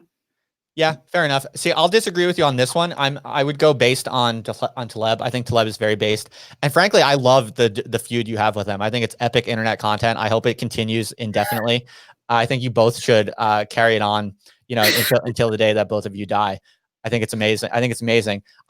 Frankly, I just really like aggressively disagreeable intellectuals. And yeah, I actually care less about who's right on particular debates or whatever, even if he's sometimes an asshole. You know, I'm kind of like, there's just not enough of that in contemporary public intellectual life. Yeah, I think that's a good point. I think most intellectuals and academics live in what you would call a dignity culture. And, you know, if someone insults them, they just turn the other cheek. But sometimes honor culture, so drooling, is, as you say, entertaining. Can be a little bit stressful for the people involved. But as I said earlier in the podcast, in the live stream, our donations increased substantially after being attacked by him, so it hasn't hurt us. Right, that's awesome and hilarious. Monetarily or financially. Yeah, I mean, I've been kind of drumming. I've been kind of beating this drum for quite some time. Like a lot of people don't realize that generally, when something happens to you on the internet that looks bad, for the most part, it increases all of the metrics that you're trying to increase for the most part. And I think, honestly, I really think people don't understand that quite yet, because if they really understood it, you would see way more people kind of playing a more dangerous game like I am and kind of just taking their licks, because they realize that actually it's like a promising and quite viable kind of growth strategy. Yeah. And frankly, though, I think I would slightly disagree with you, Claire, about what you said about Taleb, because you said he's only ruining his reputation. I think that's wrong. I think he's doing what's good for him in the same way that a feud with Taleb is good for Quillette. I suspect you're both energizing your bases and increasing support and increasing attention. And I think that this is the world that we're in. I think this is just how it works. It's all subcultural now. There's no question anymore of kind of vying for top spots in a kind of mainstream arena. It's everyone is playing to their own audiences. And because the global internet is so much bigger than the kind of traditional mainstream kind of TV broadcast spaces, that people can basically play to their base and have like infinite growth for their entire life. And many people can do that. And I think that's what people are doing. And it's one reason why the sense of culture is being torn apart, our like sense of a shared space is being torn apart in part because because the incentives are there to do it. Oh no, we lost Claire. Yeah, I know she mentioned she needed to charge her computer. Oh, did she say she needed to charge her computer? Okay. I thought I saw plugging in, but maybe something happened. Oh, that's okay. We lost Claire. I think her computer died. It's perfectly fine. We will stay on the air for a little bit and hope she comes back. If she doesn't, it's okay. I was going to let her go in just a few minutes anyway, so it's no big deal. If you're here for the first time, folks, I hope you thought that was fun. Hopefully we'll get her back. If not, while I have you here, I just want to say, yeah, thanks for coming out. If you're here for the first time because you just wanted to check out Claire, maybe you're a fan of Claire's, I have these kinds of conversations with people all the time. And then the audio from this talk will go to my podcast. It's called Other Life. You should be able to find it wherever you get your podcasts. So please do go ahead and subscribe if you want to listen back to this later. maybe you didn't catch it all, it's much easier. So yeah, we'll just hang for a little bit. Stay with us. Maybe Claire will come back. If she doesn't, and if you're out there listening to this, Claire, it's totally fine. It's okay. It was a pleasure talking with you. This was really fun and it was good stuff. So frankly, if you're listening to this, Claire, you don't even have to fire your computer back up unless you want to. You're welcome to. We'll be here for a little bit. But anyway, yeah. Do we have any other questions from the chat? Any other input? I'm actually looking at it now. So Razib Khan is in the house. What's up, Razib? Who else we got? Any other questions, comments, anything I can talk to? I'm sure you mostly want to hear from Miss Claire, but hey, so not bad, Ben. We did $73 today. That's not bad. You can actually have dinner for the first time in weeks, right? Very kind, everyone. Very kind. That was cool. That was fun. What'd you think, Ben? Claire is badass, I think. I just want to go out and say that. I'm a fan of her as a person. I just think that she was a young mother and she just wanted to kind of jump in the public intellectual arena. So she did. And, she was absolutely right what she said a few minutes ago, which is like, it really doesn't matter what your following is when you start. If you just put out content frequently and consistently, like, it's not that hard to gain enough of a following that it becomes worthwhile. And then if you keep going, it's really not impossible to get to a point where you can create something quite significant, I think it's a very badass of her. You should be monitoring, by the way, to see if she pops back in. Okay, cool. No worries. Yeah, I think I love people who, with no particular institutional permission or encouragement, just, they like ideas. They want to think. They want to speak. They want to participate in the public arena of ideas. And without any permission or support, they just start doing it and they commit to doing it and they're consistent and, they build something. And when it succeeds, I think that's amazing. I think that's a beautiful thing. Is she back in? All right. I think Claire Lehmann is back. Sorry about that. No, that's okay. I'm glad that you told us in advance that your computer battery was on the fritz. So when you disappeared, we knew that it wasn't because you hated this experience. Claire, what's that? It'll cut out again soon.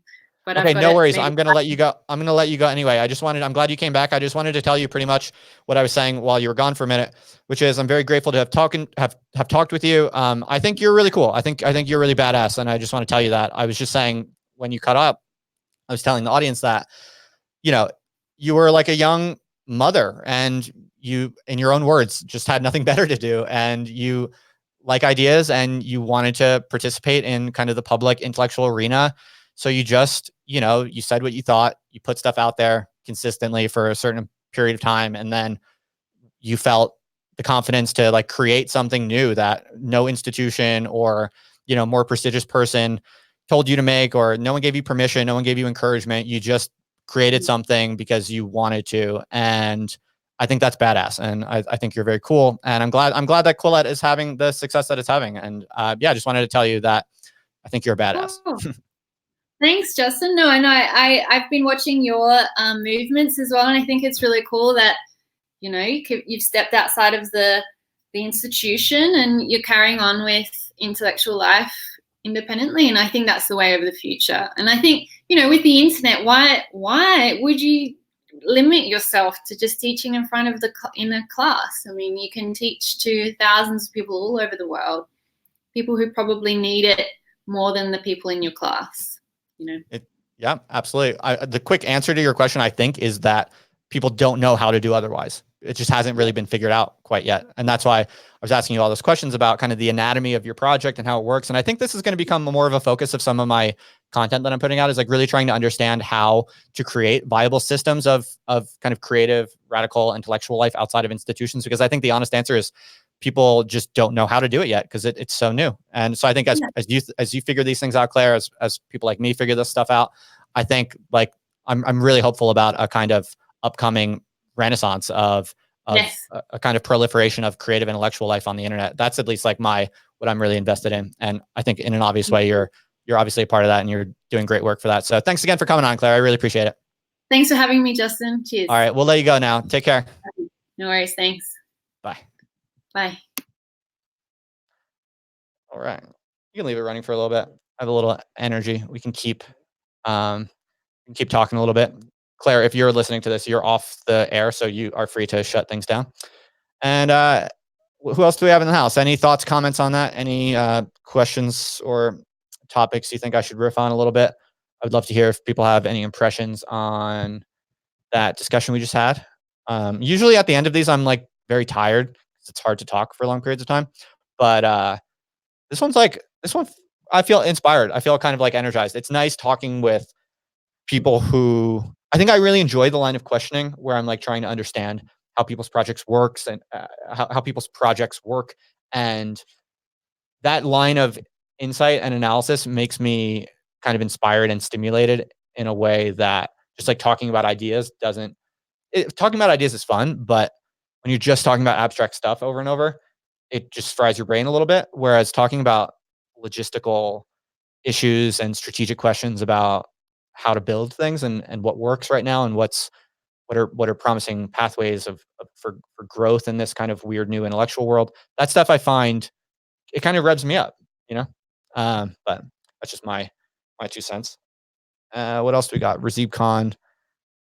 How dare you, Razib Khan? How cruel of you! You just said Claire is beta. Come on, Claire is a badass. I mean, I like you, Razib. Mad respect, but you did not create a like suddenly heavy hitting kind of intellectual collective output machine out of thin air. Did you, Razib? No, I don't think so. I mean, your blog is cool and all, dude, and I respect what you've built by all means, but don't hate on Claire. I don't know. I feel like sometimes I talk with people and I'm kind of like, okay, that was cool, that was interesting, and then sometimes, I feel like I don't know. I just feel a kind of like camaraderie. I felt like I'm basically going to stand for Claire. Is that what they say? That's the internet lingo, right? Sometimes there are like ways of saying things that I like learned from the internet through osmosis. I'm pretty sure I know what they mean, but I actually am not sure at all. And then sometimes I'll try to say them in conversation and I'll suddenly feel very awkward. I'm like a boomer trying to be like a hip. Um, I think what people say stan, right? Can someone clarify this? Like STAN. You say you stand something or stand someone. It means like you support them, I think. Is that right? This is the definition of cringe. 33-year-old man trying to use internet lingo that he's never heard spoken before, but thinks he knows what he's saying. It is kind of cool though how kind of culture does work that way through osmosis. Can they see this? So we're looking at the word stan. It's a portmanteau of the word stalker and fan. Okay, I'm not a stalker of Claire Lehmann. Sorry. It refers to someone who's overly obsessed with a celebrity. Okay, so not great usage. I didn't mean it like that. I meant I'm a fan of Claire Lehmann. I like her. I think she's cool, and I enjoy talking with her. She's also just like open and kind and easygoing and fun to talk with. So yeah, that's my quick take on Claire Lehmann. But no, I think she said a lot of cool things that I want to listen back to. Like, as many of you know, I'm taking very seriously the kind of logistical and strategic challenges of how do you kind of build from scratch a financially viable kind of system of truly independent, non-institutional, intellectual productivity. Like, this is what I'm doing full time. And yeah, I think it's a really exciting space to think about it this way because it hasn't been figured out yet. Like, there are people kind of hacking it, making it work, but how to do it reliably and effectively, it's not like something that has been figured out in a way that other things have been figured out. So like if you want to Google like, how to use WordPress, you find like tons of resources, tons of free tutorials, there's best practices, there's tips and tricks. It's easy to kind of learn how to start a blog, for instance, or something like that. But like how to defect from institutions and be like a financially viable public intellectual with absolutely no support from anyone or anything other than the people who are interested in your work. That playbook hasn't been figured out. So that's like pretty much what I'm doing now. And so, yeah, I think it's really exciting. And frankly, I'm going to give everyone a little bit of a foreshadowing. I'm going to leak a little bit of a secret, if you will, about something that I'm working on. I'm not going to say too much, but pretty much what I've been doing over the past year or two, informally and without much kind of strategic reflection, I've been very interested in kind of the community building aspects of the stuff that I'm doing. So like one of the amazing things about being really honest and kind of crazy on the internet is people come to you and they're also kind of interesting, smart people who are slightly crazy and they have energy and they want to make stuff, they want to do stuff, but they don't know how. So they come to me asking questions. And I've been noticing this, and I think it's amazing. It's an honor. Like I feel privileged that people see me as someone to ask for this type of advice. But as I've been thinking about it, when people send me an email or whatever, like I'm not able to give the time and attention that I would like to give, because I've learned so much about how to make these things work and how to optimize this kind of game that I'm playing. And I actually have tons of knowledge about what works and what doesn't work. And whenever people ask me for advice, I try to give like a thoughtful long email to the best of my ability, answering questions or whatever. But realistic, I'm just obviously not going to be able to help everyone who asks me for these types of things in that way. So I've been brewing in my mind for quite some time now how to solve this problem, and I've been slowly converging on a particular idea about a way that I think I can basically take all of what I've learned over the past couple of years about how to build a financially viable kind of system of solo on non-institutional kind of intellectual productivity on the internet. And I think I have a kind of idea for how to basically start like sharing what I know at scale at a way in a way that is like directly kind of useful and hopefully kind of motivating, and would also kind of include a kind of community support type accountability motivation type of aspect. In short, I am starting to plan somewhat seriously now a kind of more sophisticated, high investment kind of private community for people who are interested in essentially doing what I'm doing. And I haven't worked out the details. I'm doing research right now. Specifically, I'm doing user research. And in fact, I might pick your brain later, Ben. I'm reaching out to people who I know are kind of candidates for this type of thing that I'm trying to build. I'm planning to build, and I'm just asking them some questions, trying to get a better sense through data of like what people really want and how one could construct this in a way that really kind of provides a lot of value to people. And I'm pretty sure that I'm converging on a model that I think I could maybe have it up and running in the not too distant future, and I think it could maybe be like a 10x kind of multiplier in the ability to kind of collectively incubate like significant, effective, and financially sustainable intellectual projects such as mine in a kind of community driven way. That is the idea that I'm working on. So, yeah, this is the first time I'm actually kind of even sharing this slightly. I don't want to say I don't want to say too much more because the details haven't been worked out. I want to do this with an open mind and in a very kind of rigorous, data driven way. But if this is something that interests you or appeals to you at all, or if you have any input on it, I have a very open mind right now. I'm doing this research right now, so hit me up if you have any thoughts on that, or if you have anything to share on that. Probably, if you're really keen to learn more about it or hear more about it when this kind of goes on, probably the best way is to just sign up for email updates. There's a link in the description below. If you don't want to get a lot of emails, just do my monthly newsletter, and you'll definitely hear about it through that. So, yeah, if you're interested. What else? Anything in the news, Ben? Any interesting stuff or really spicy takes in the chat here? Talking about Jews. Oh, great. That's always Kontbot's in the house. Yeah. Where's Kontbot? Oh, people are talking about it. Yes. Yes. All right. Why don't you scroll down to the bottom? If anyone has any kind of last questions or comments that they really want to squeeze in, I am here. I'm looking. Um, let's see. Noah Watson asks, "Are you going to talk to the distributist again?" In fact, as a matter of fact, I am in talks with him right now. I'm probably going to do his show and talk about base Deleuze. He's eventually going to come on mine. He's like kind of gone off the internet a little bit. He's still on YouTube, I'm pretty sure, but he like doesn't use Twitter. He prefers to communicate through Skype, like text chat. I've never met anyone who uses Skype as like their main way of text chatting, but nothing but respect for distributist. So hopefully that will come together. I just always forget to check Skype for like text communications. What else? MA asks, "How's the book doing?"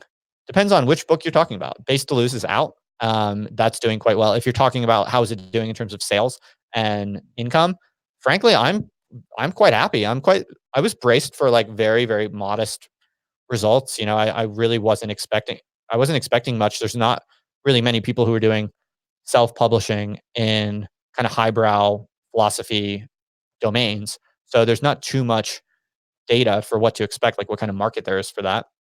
And you never really know how much, people are going to take to something. So like when I did the idea for Base Deleuze, when I launched that project, I was kind of like, my minimum hope was like it would sell 50 copies maybe and, make a few $100.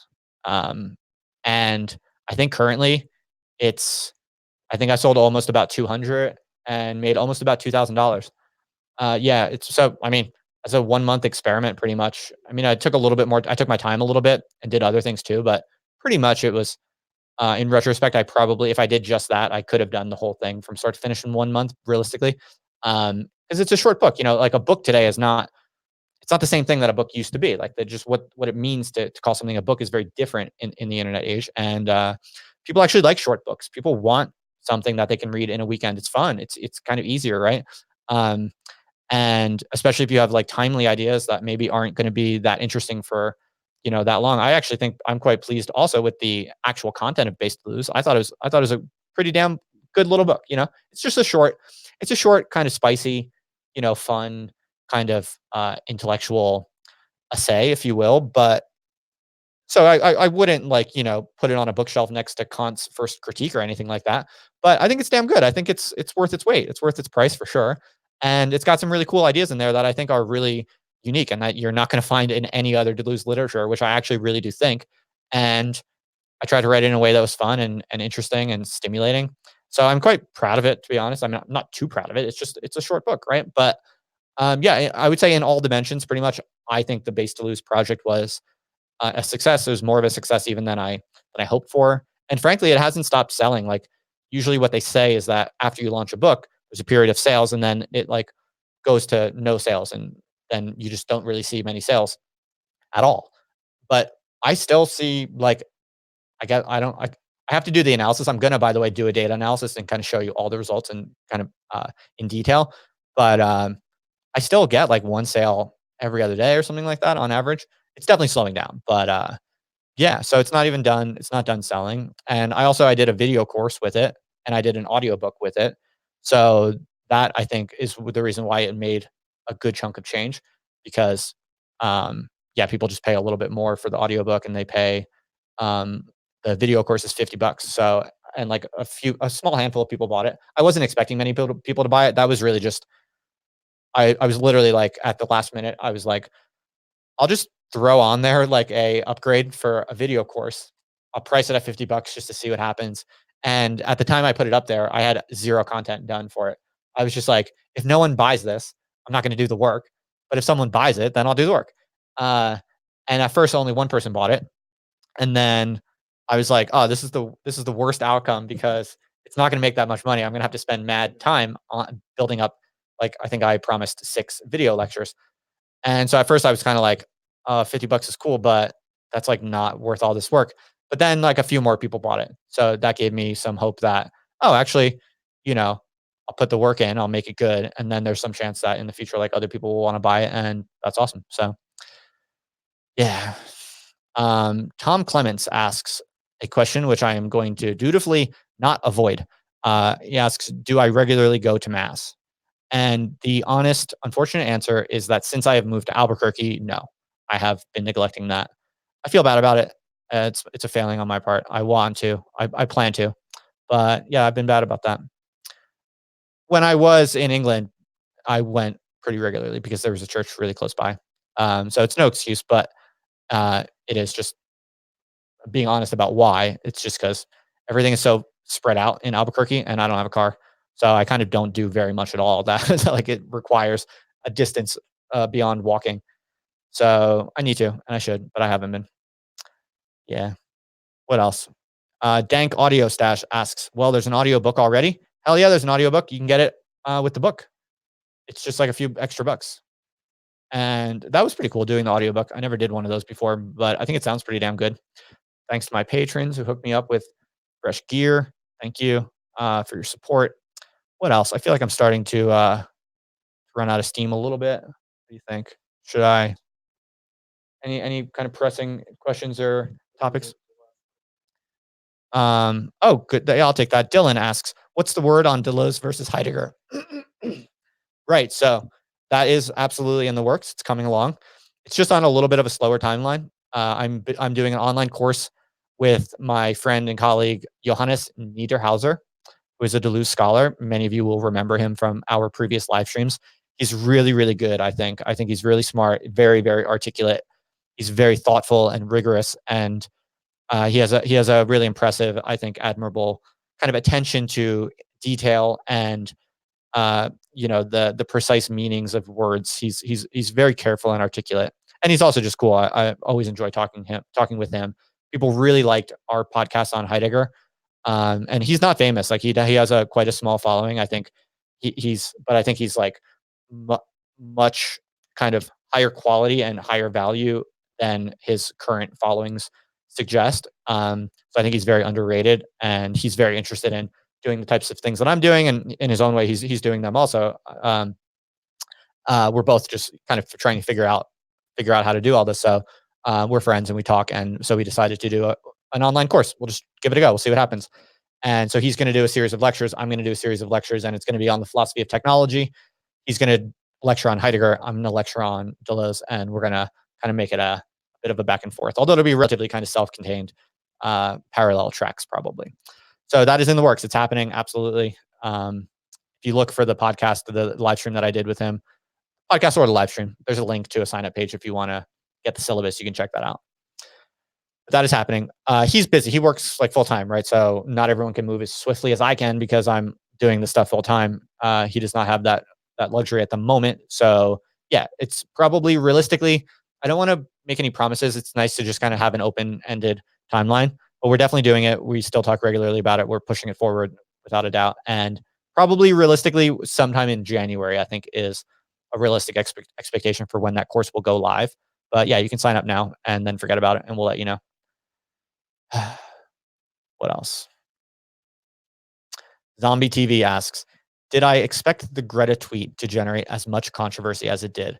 Absolutely not. I mean, I knew it was, I, well, I don't know. No, honestly, I didn't. Like in retrospect, it's easy to realize, oh yeah, this one was like touching an explosive nerve. But when I think things and I say them and I write them, I'm just thinking this is obviously a reasonable thing to say. Like that's all I'm ever thinking. And then it becomes um, explosive. I guess that time I did have a little bit of kind of expectation that this would happen.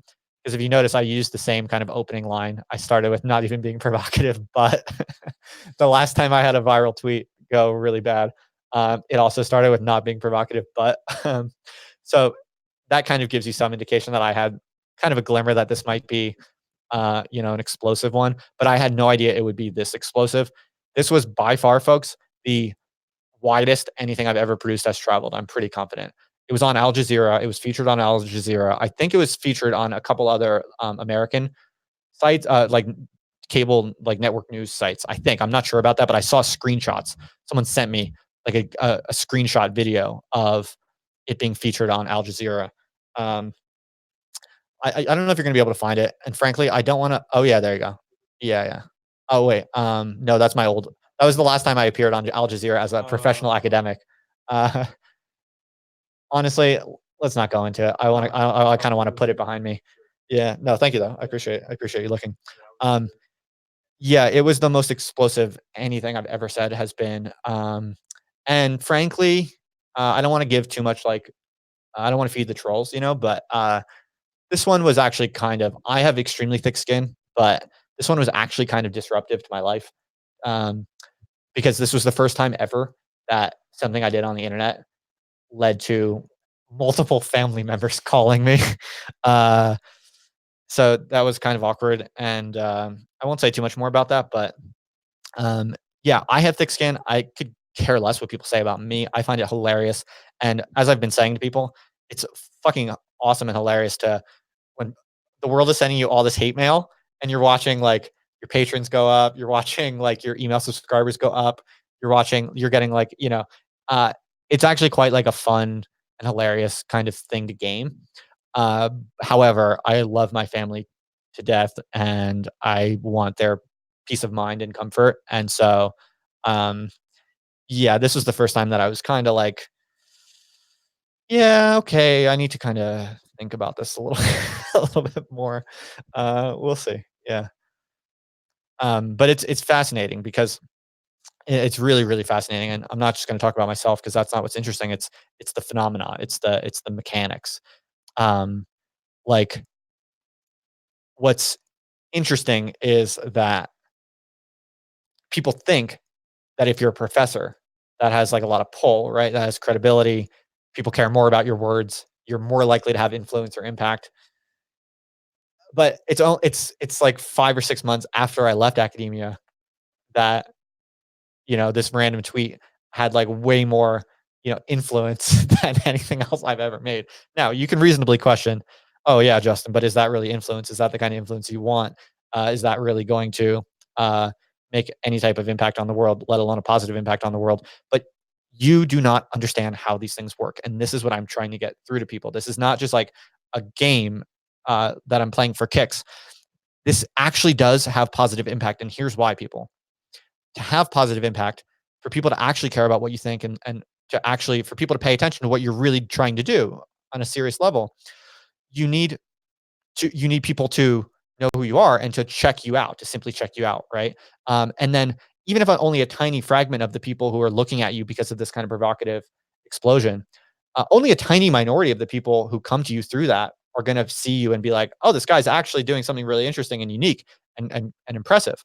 Like probably 0.001% of the people who looked at my Twitter profile because they saw that tweet go crazy. It was probably only 0.001% of people who looked into me and they were like, "Oh, I just discovered a really interesting, profound, consistent, a dedicated like guy doing something really weird and creative and maybe significant, right?"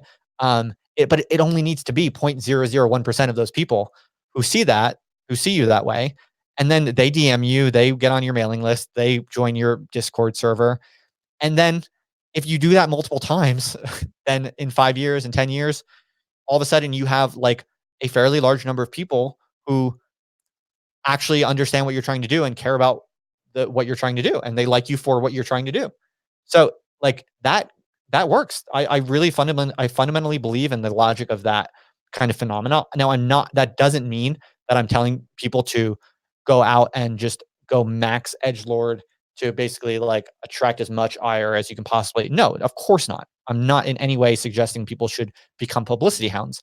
What I am saying, however, is that if you have a genuine thought that is provocative and you think it's like a genuine thought that's worth sharing and that's not actually bad. That's a really crucial stipulation here. Like, I never say anything that I think is actually bad. And every now and then I'll say something that immediately after I kind of realize, oh, I fell into the trap of actually like stupid edge lording, and that's reprehensible and that's shameful and sinful. And I'll delete it and I'll apologize. It does happen every now and then, no doubt, because I'm imperfect, right? Like everyone is. So that's not at all what I'm saying. I'm not saying go max edge lord and say irresponsible shit. Only say things that you think are genuinely interesting points, worthwhile thought experiments that press on kind of bourgeois sensitivities or bourgeois contradictions. So only say things that you genuinely think are worth saying and that are true and reasonable, valuable kind of intellectual outputs. 100%. All I'm saying is that if you have a genuine thought or insight that is, oh, this shit's going to be kind of explosive. People are going to hate it. I might get a lot of flack. All I'm saying is don't avoid saying it for that reason. Go with it. Take your licks. Take the hatred, because with that hatred is going to come a whole bunch of new people who really like what you're doing and who get you and sign on to your projects and want to know more and want to learn from you and want to, receive the message that you're developing. So, yeah, 100%. That is definitely. I'm now self conscious of that kind of phenomenon, and yeah, and I am kind of playing it, but it's crucial to distinguish that that does not mean I'm just choosing to be a publicity hound. Not at all. I'm just not afraid of publicity, even negative publicity, because it actually is a viable way to positive impact. So that's my 2 cents on that. What do we got? Caduceus Bard says, shout out to Tech War podcast. All right. Shout out to Tech Wars. I was on Tech Wars. They're a fun bunch. Do you think about the fact, asks crap that ass 88. I love some of these usernames. We got some epic people in the chat here. Crap that ass 88 asks, do you think about the fact that being controversial like that might make you popular for a while, but then crashing and burning like Richard Spencer? I think I already addressed that in the lengthy response that I gave. No, not at all. Because that's not what I'm playing. That's not the game I'm playing at all. In fact, I would say the opposite. What I would say is I'm aware that when you write a viral tweet that's really naughty, and it goes viral and like thousands of people are sending you hate mail for 2 days straight, 3 days straight, really. I know those people are going to forget in like 3 days because those people are the dumbest, most kind of reactive people who are possessed by technology. They're possessed by resentment in ways that are extremely deep, in ways that they don't even fully understand. They probably do this every other day to like a new person, right? They don't remember a thing about what happened 5 days ago.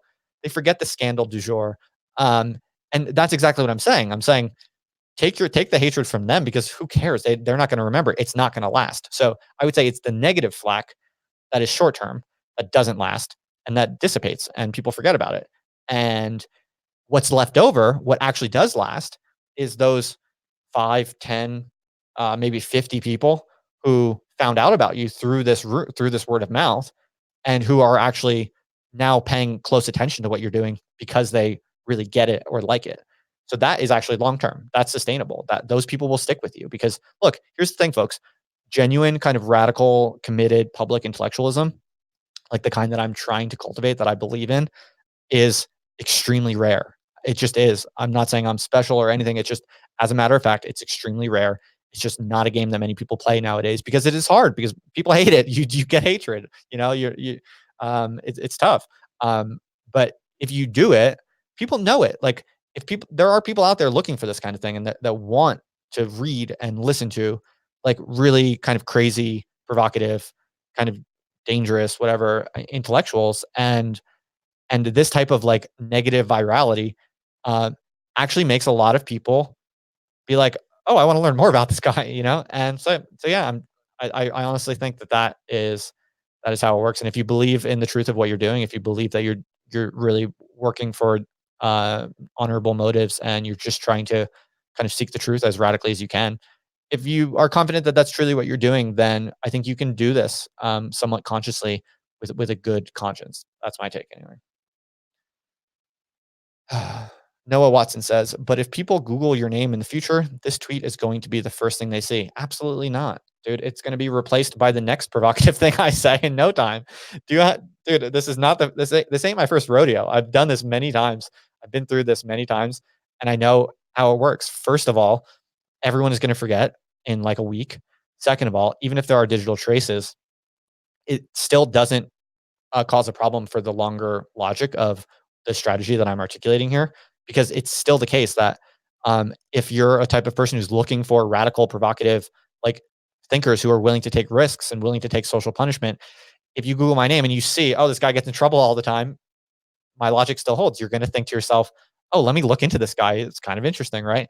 So now the catch here, the crucial qualification is you do have to be all in. You know, you have to be fully pot committed, as the poker players say, to a kind of radical intellectual life for the long term.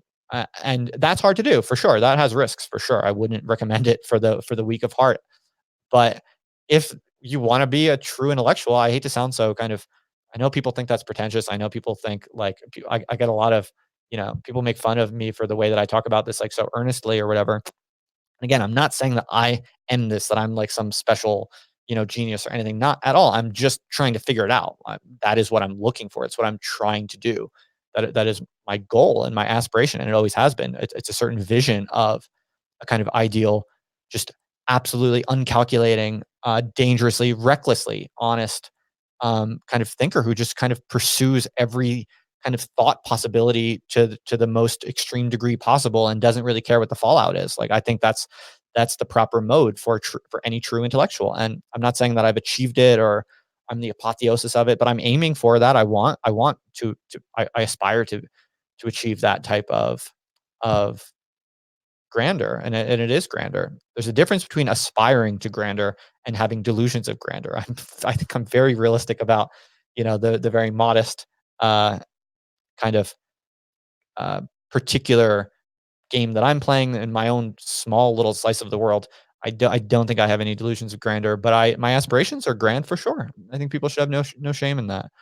In any event, and I think that is hard to do. It's risky for sure. I wouldn't recommend it unless you feel strongly called to it. But I think, there's many more people other than me who are in fact strongly called to it. And I'm trying to, in my own little way, just kind of reveal under the hood of like how it works and the mechanics of it. Because I think when you kind of live through it a few times, when you see like how these media circuses really work, it actually becomes really demystified. It's not as big and bad and scary as people think. In fact, when you go through this rodeo a few times, you kind of realize how pathetic it all is. Like these people, I was getting hate mail for 3 days straight. I could not check my mentions. And like these people are the saddest losers ever. I mean, if you really think about it, it's kind of so obvious to me now that like when you go through this a few times, I almost don't like talking about it because I feel bad for these people. I don't want to bully these people, even though they're like saying they want to kill me. I feel very bad for them to the point that like I don't even want to speak ill of them because I mean, just think about that. Like, what type of person sees a tweet, some like provocative thought experiment that pushes some of their emotional buttons, and then like DMs the person they don't know to say, like, your balls should be removed or something like that? Like, what kind of person says that? Like, clearly only like people without much to do and with really kind of unhinged, highly reactive, kind of like emotional monkey brains, I think. What else do we got? Justin skipped over it completely in contrast with his said mission. We skipped over what? I didn't catch that. Oh, the JQ.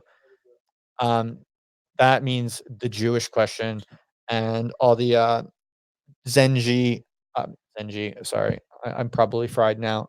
Gen Z edgelords in the chat who follow my work. There's a few recurring memes. One is Justin say the N word, and then the JQ, aka the Jewish question.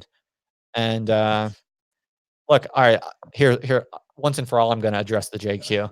The JQ is that Ashkenazi Jews have higher IQ on average than normal white people like myself, and so that explains the JQ. There you go. That's all there is to it. I like Jews. I've always liked Jews. Always in my life, for some reason, I think I've said this before. At all times in my life, there has been like someone who is like very unique and and close to me in some sort of unique way, who is Jewish. Like I've always had this kind of weird kind of attraction to Jews, or just like this kind of like magnetic force that for some reason, at all points in my life, there's like someone who means a lot to me in some way or another, who is Jewish. And my professor in university when I was an undergrad, who basically like really got me into philosophy and intellectual life. Like this was probably the single person who was more responsible than anyone else in my life for making me want to be an intellectual and making me feel like I could be an intellectual. That made me kind of feel like I want to give my life to just figuring out how I can spend all of my time thinking and speaking, like, and writing, like as radically as possible.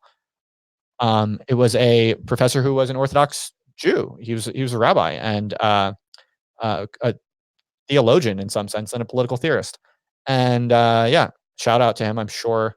Oh gosh, I haven't talked with him in a long time. I tried to stay in touch with him. He's quite old now. I hope he's still working and kicking. Last time I was in Philadelphia, I talked with him in Philadelphia. I do check in with him when I remember to. But shout out to him. There's the probability that he would be watching this under any conditions is probably zero. But REA Botwinick was his name. Dude changed my life. Brilliant dude. Love that guy. I owe him so much. And yeah, he was an Orthodox Jew. He wore traditional Orthodox Jewish garb. I don't know what they call it, to class. The dude just did not care about anything other than ideas. And he would just rock up to his political theory lectures and just talk for 2 hours nonstop about like Levinas and Derrida and negative theology and the history of the Torah and stuff like that. And it was just like so out there.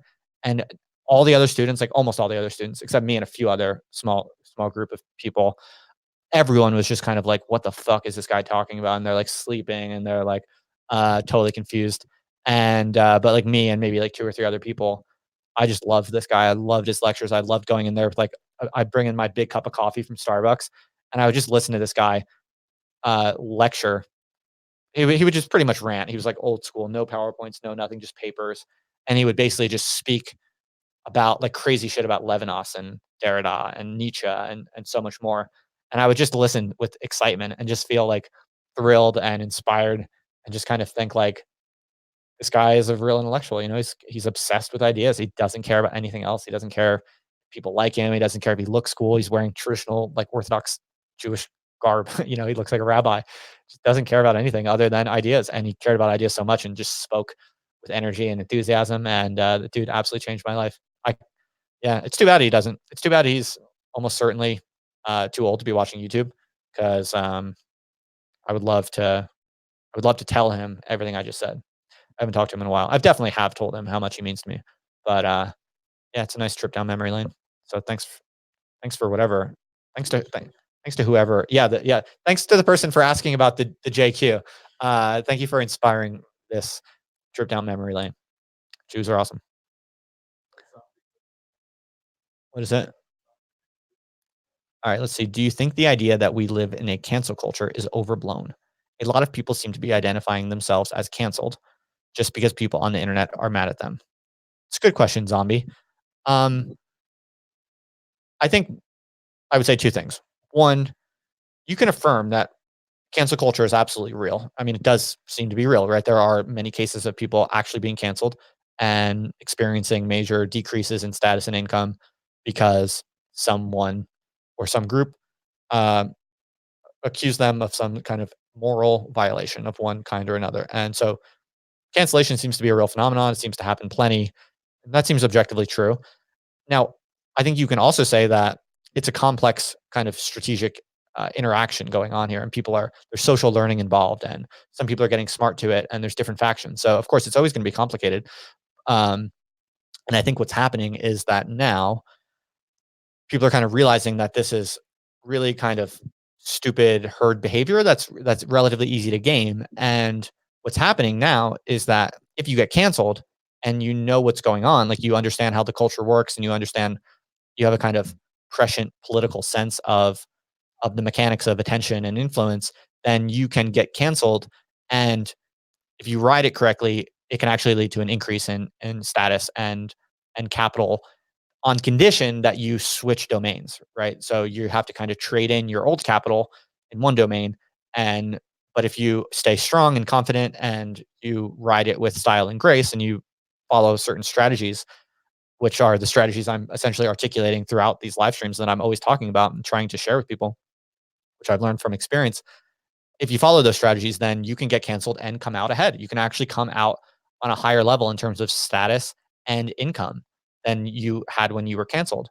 And I think people are just realizing that. People are learning that. People didn't know you could do that. But the stuff that's driving the cancellation is relatively stupid people who are mostly possessed by kind of technology, and they're possessed by kind of social pressures that they don't even fully understand. So what that means is they're gameable, they're predictable, and if you're smart and reflective and you don't mind being a little bit weird in the short term, if you don't mind looking kind of strange or maybe some people not understanding at first, then if you're smart and courageous, it's not that hard to essentially game the stupid mobs and come out the other end like more impactful, more receiving more attention and actually having higher status in the minds of more people. Like I'm 100% convinced without without you know putting candy coating on this or without exaggerating at all, I'm 100% convinced that pretty much already, I think my status and my income, well, my income is certainly not as high as it was when I was an academic,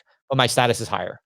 I mean, if you see, it's confusing because how do you define status today? Because the world is so fragmented, there are different status domains, right? So obviously, to the average academic, if you ask them, you know, how much respect does Justin Murphy deserve?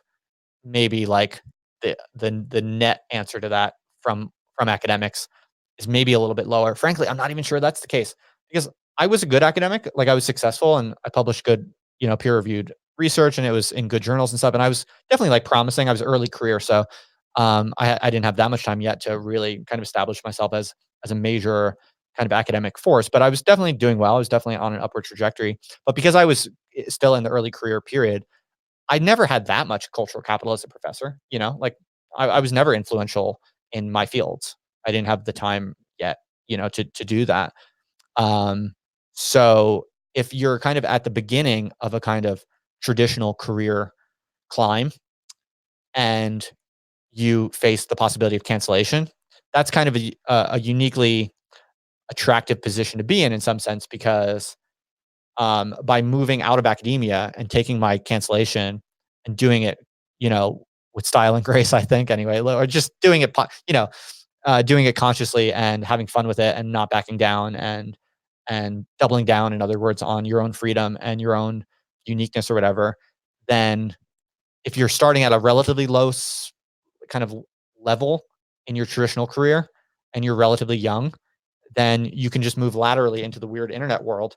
And certainly there are larger numbers of people. If you look at the number of people who know who Justin Murphy is and think he's cool, if you just counted the number of people out in the world who that describes, it's certainly higher now than it ever was as I was an academic. It's not huge, by the way. I'm not famous, like hardly at all. I'm really like I don't think of myself as famous. I'm a small fry. Like look at my YouTube. It's only like a few thousand subscribers. I'm not at all, again, no delusions of grandeur. I'm just saying relatively.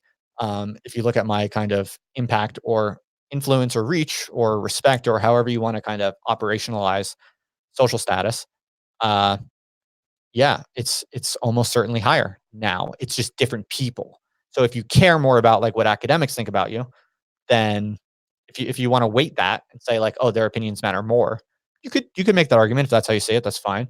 Personally, I just don't buy that. I think that like I'm placing my wager on the fact that on my belief that the opinions or estimations of like a few hundred academics across the world matters less and less in terms of impact and long-term kind of political and intellectual influence. I think their weight is decreasing, and I think the weight of like an average person and the quantitative trade-off, like the fact that you can get so many more normal people kind of understanding and interested in what kind of work you're doing, um, the kind of quantitative trade-off more than outweighs, even if there is a slight kind of qualitative trade-off in favor of academic, receiving respect from academics. So that's essentially that's my take on that. I could say much more. I've been thinking about this stuff like full time for for so long. So I'll talk about this stuff more. My camera is now dying, so that's a wrap, baby. Thanks for hanging out, everyone. Subscribe to my channel if you haven't done so already. And this was fun. Thanks for hanging out. I'm very grateful to have your attention. I always am. To this day, I'm still just humble and impressed and surprised and grateful that there's a small little handful of you out there who get what I'm doing and like kind of hearing me work out my ideas and projects. So thanks for being here. And thanks for the super chats, by the way, folks. Really appreciate that. Ben Williamson here helping me out is going to get a full half of all of that. So maybe a little bit more because the past ones have been a bit dry. People have not been so generous. So I'll hook you up a little bit extra, Ben. All right. Later, folks.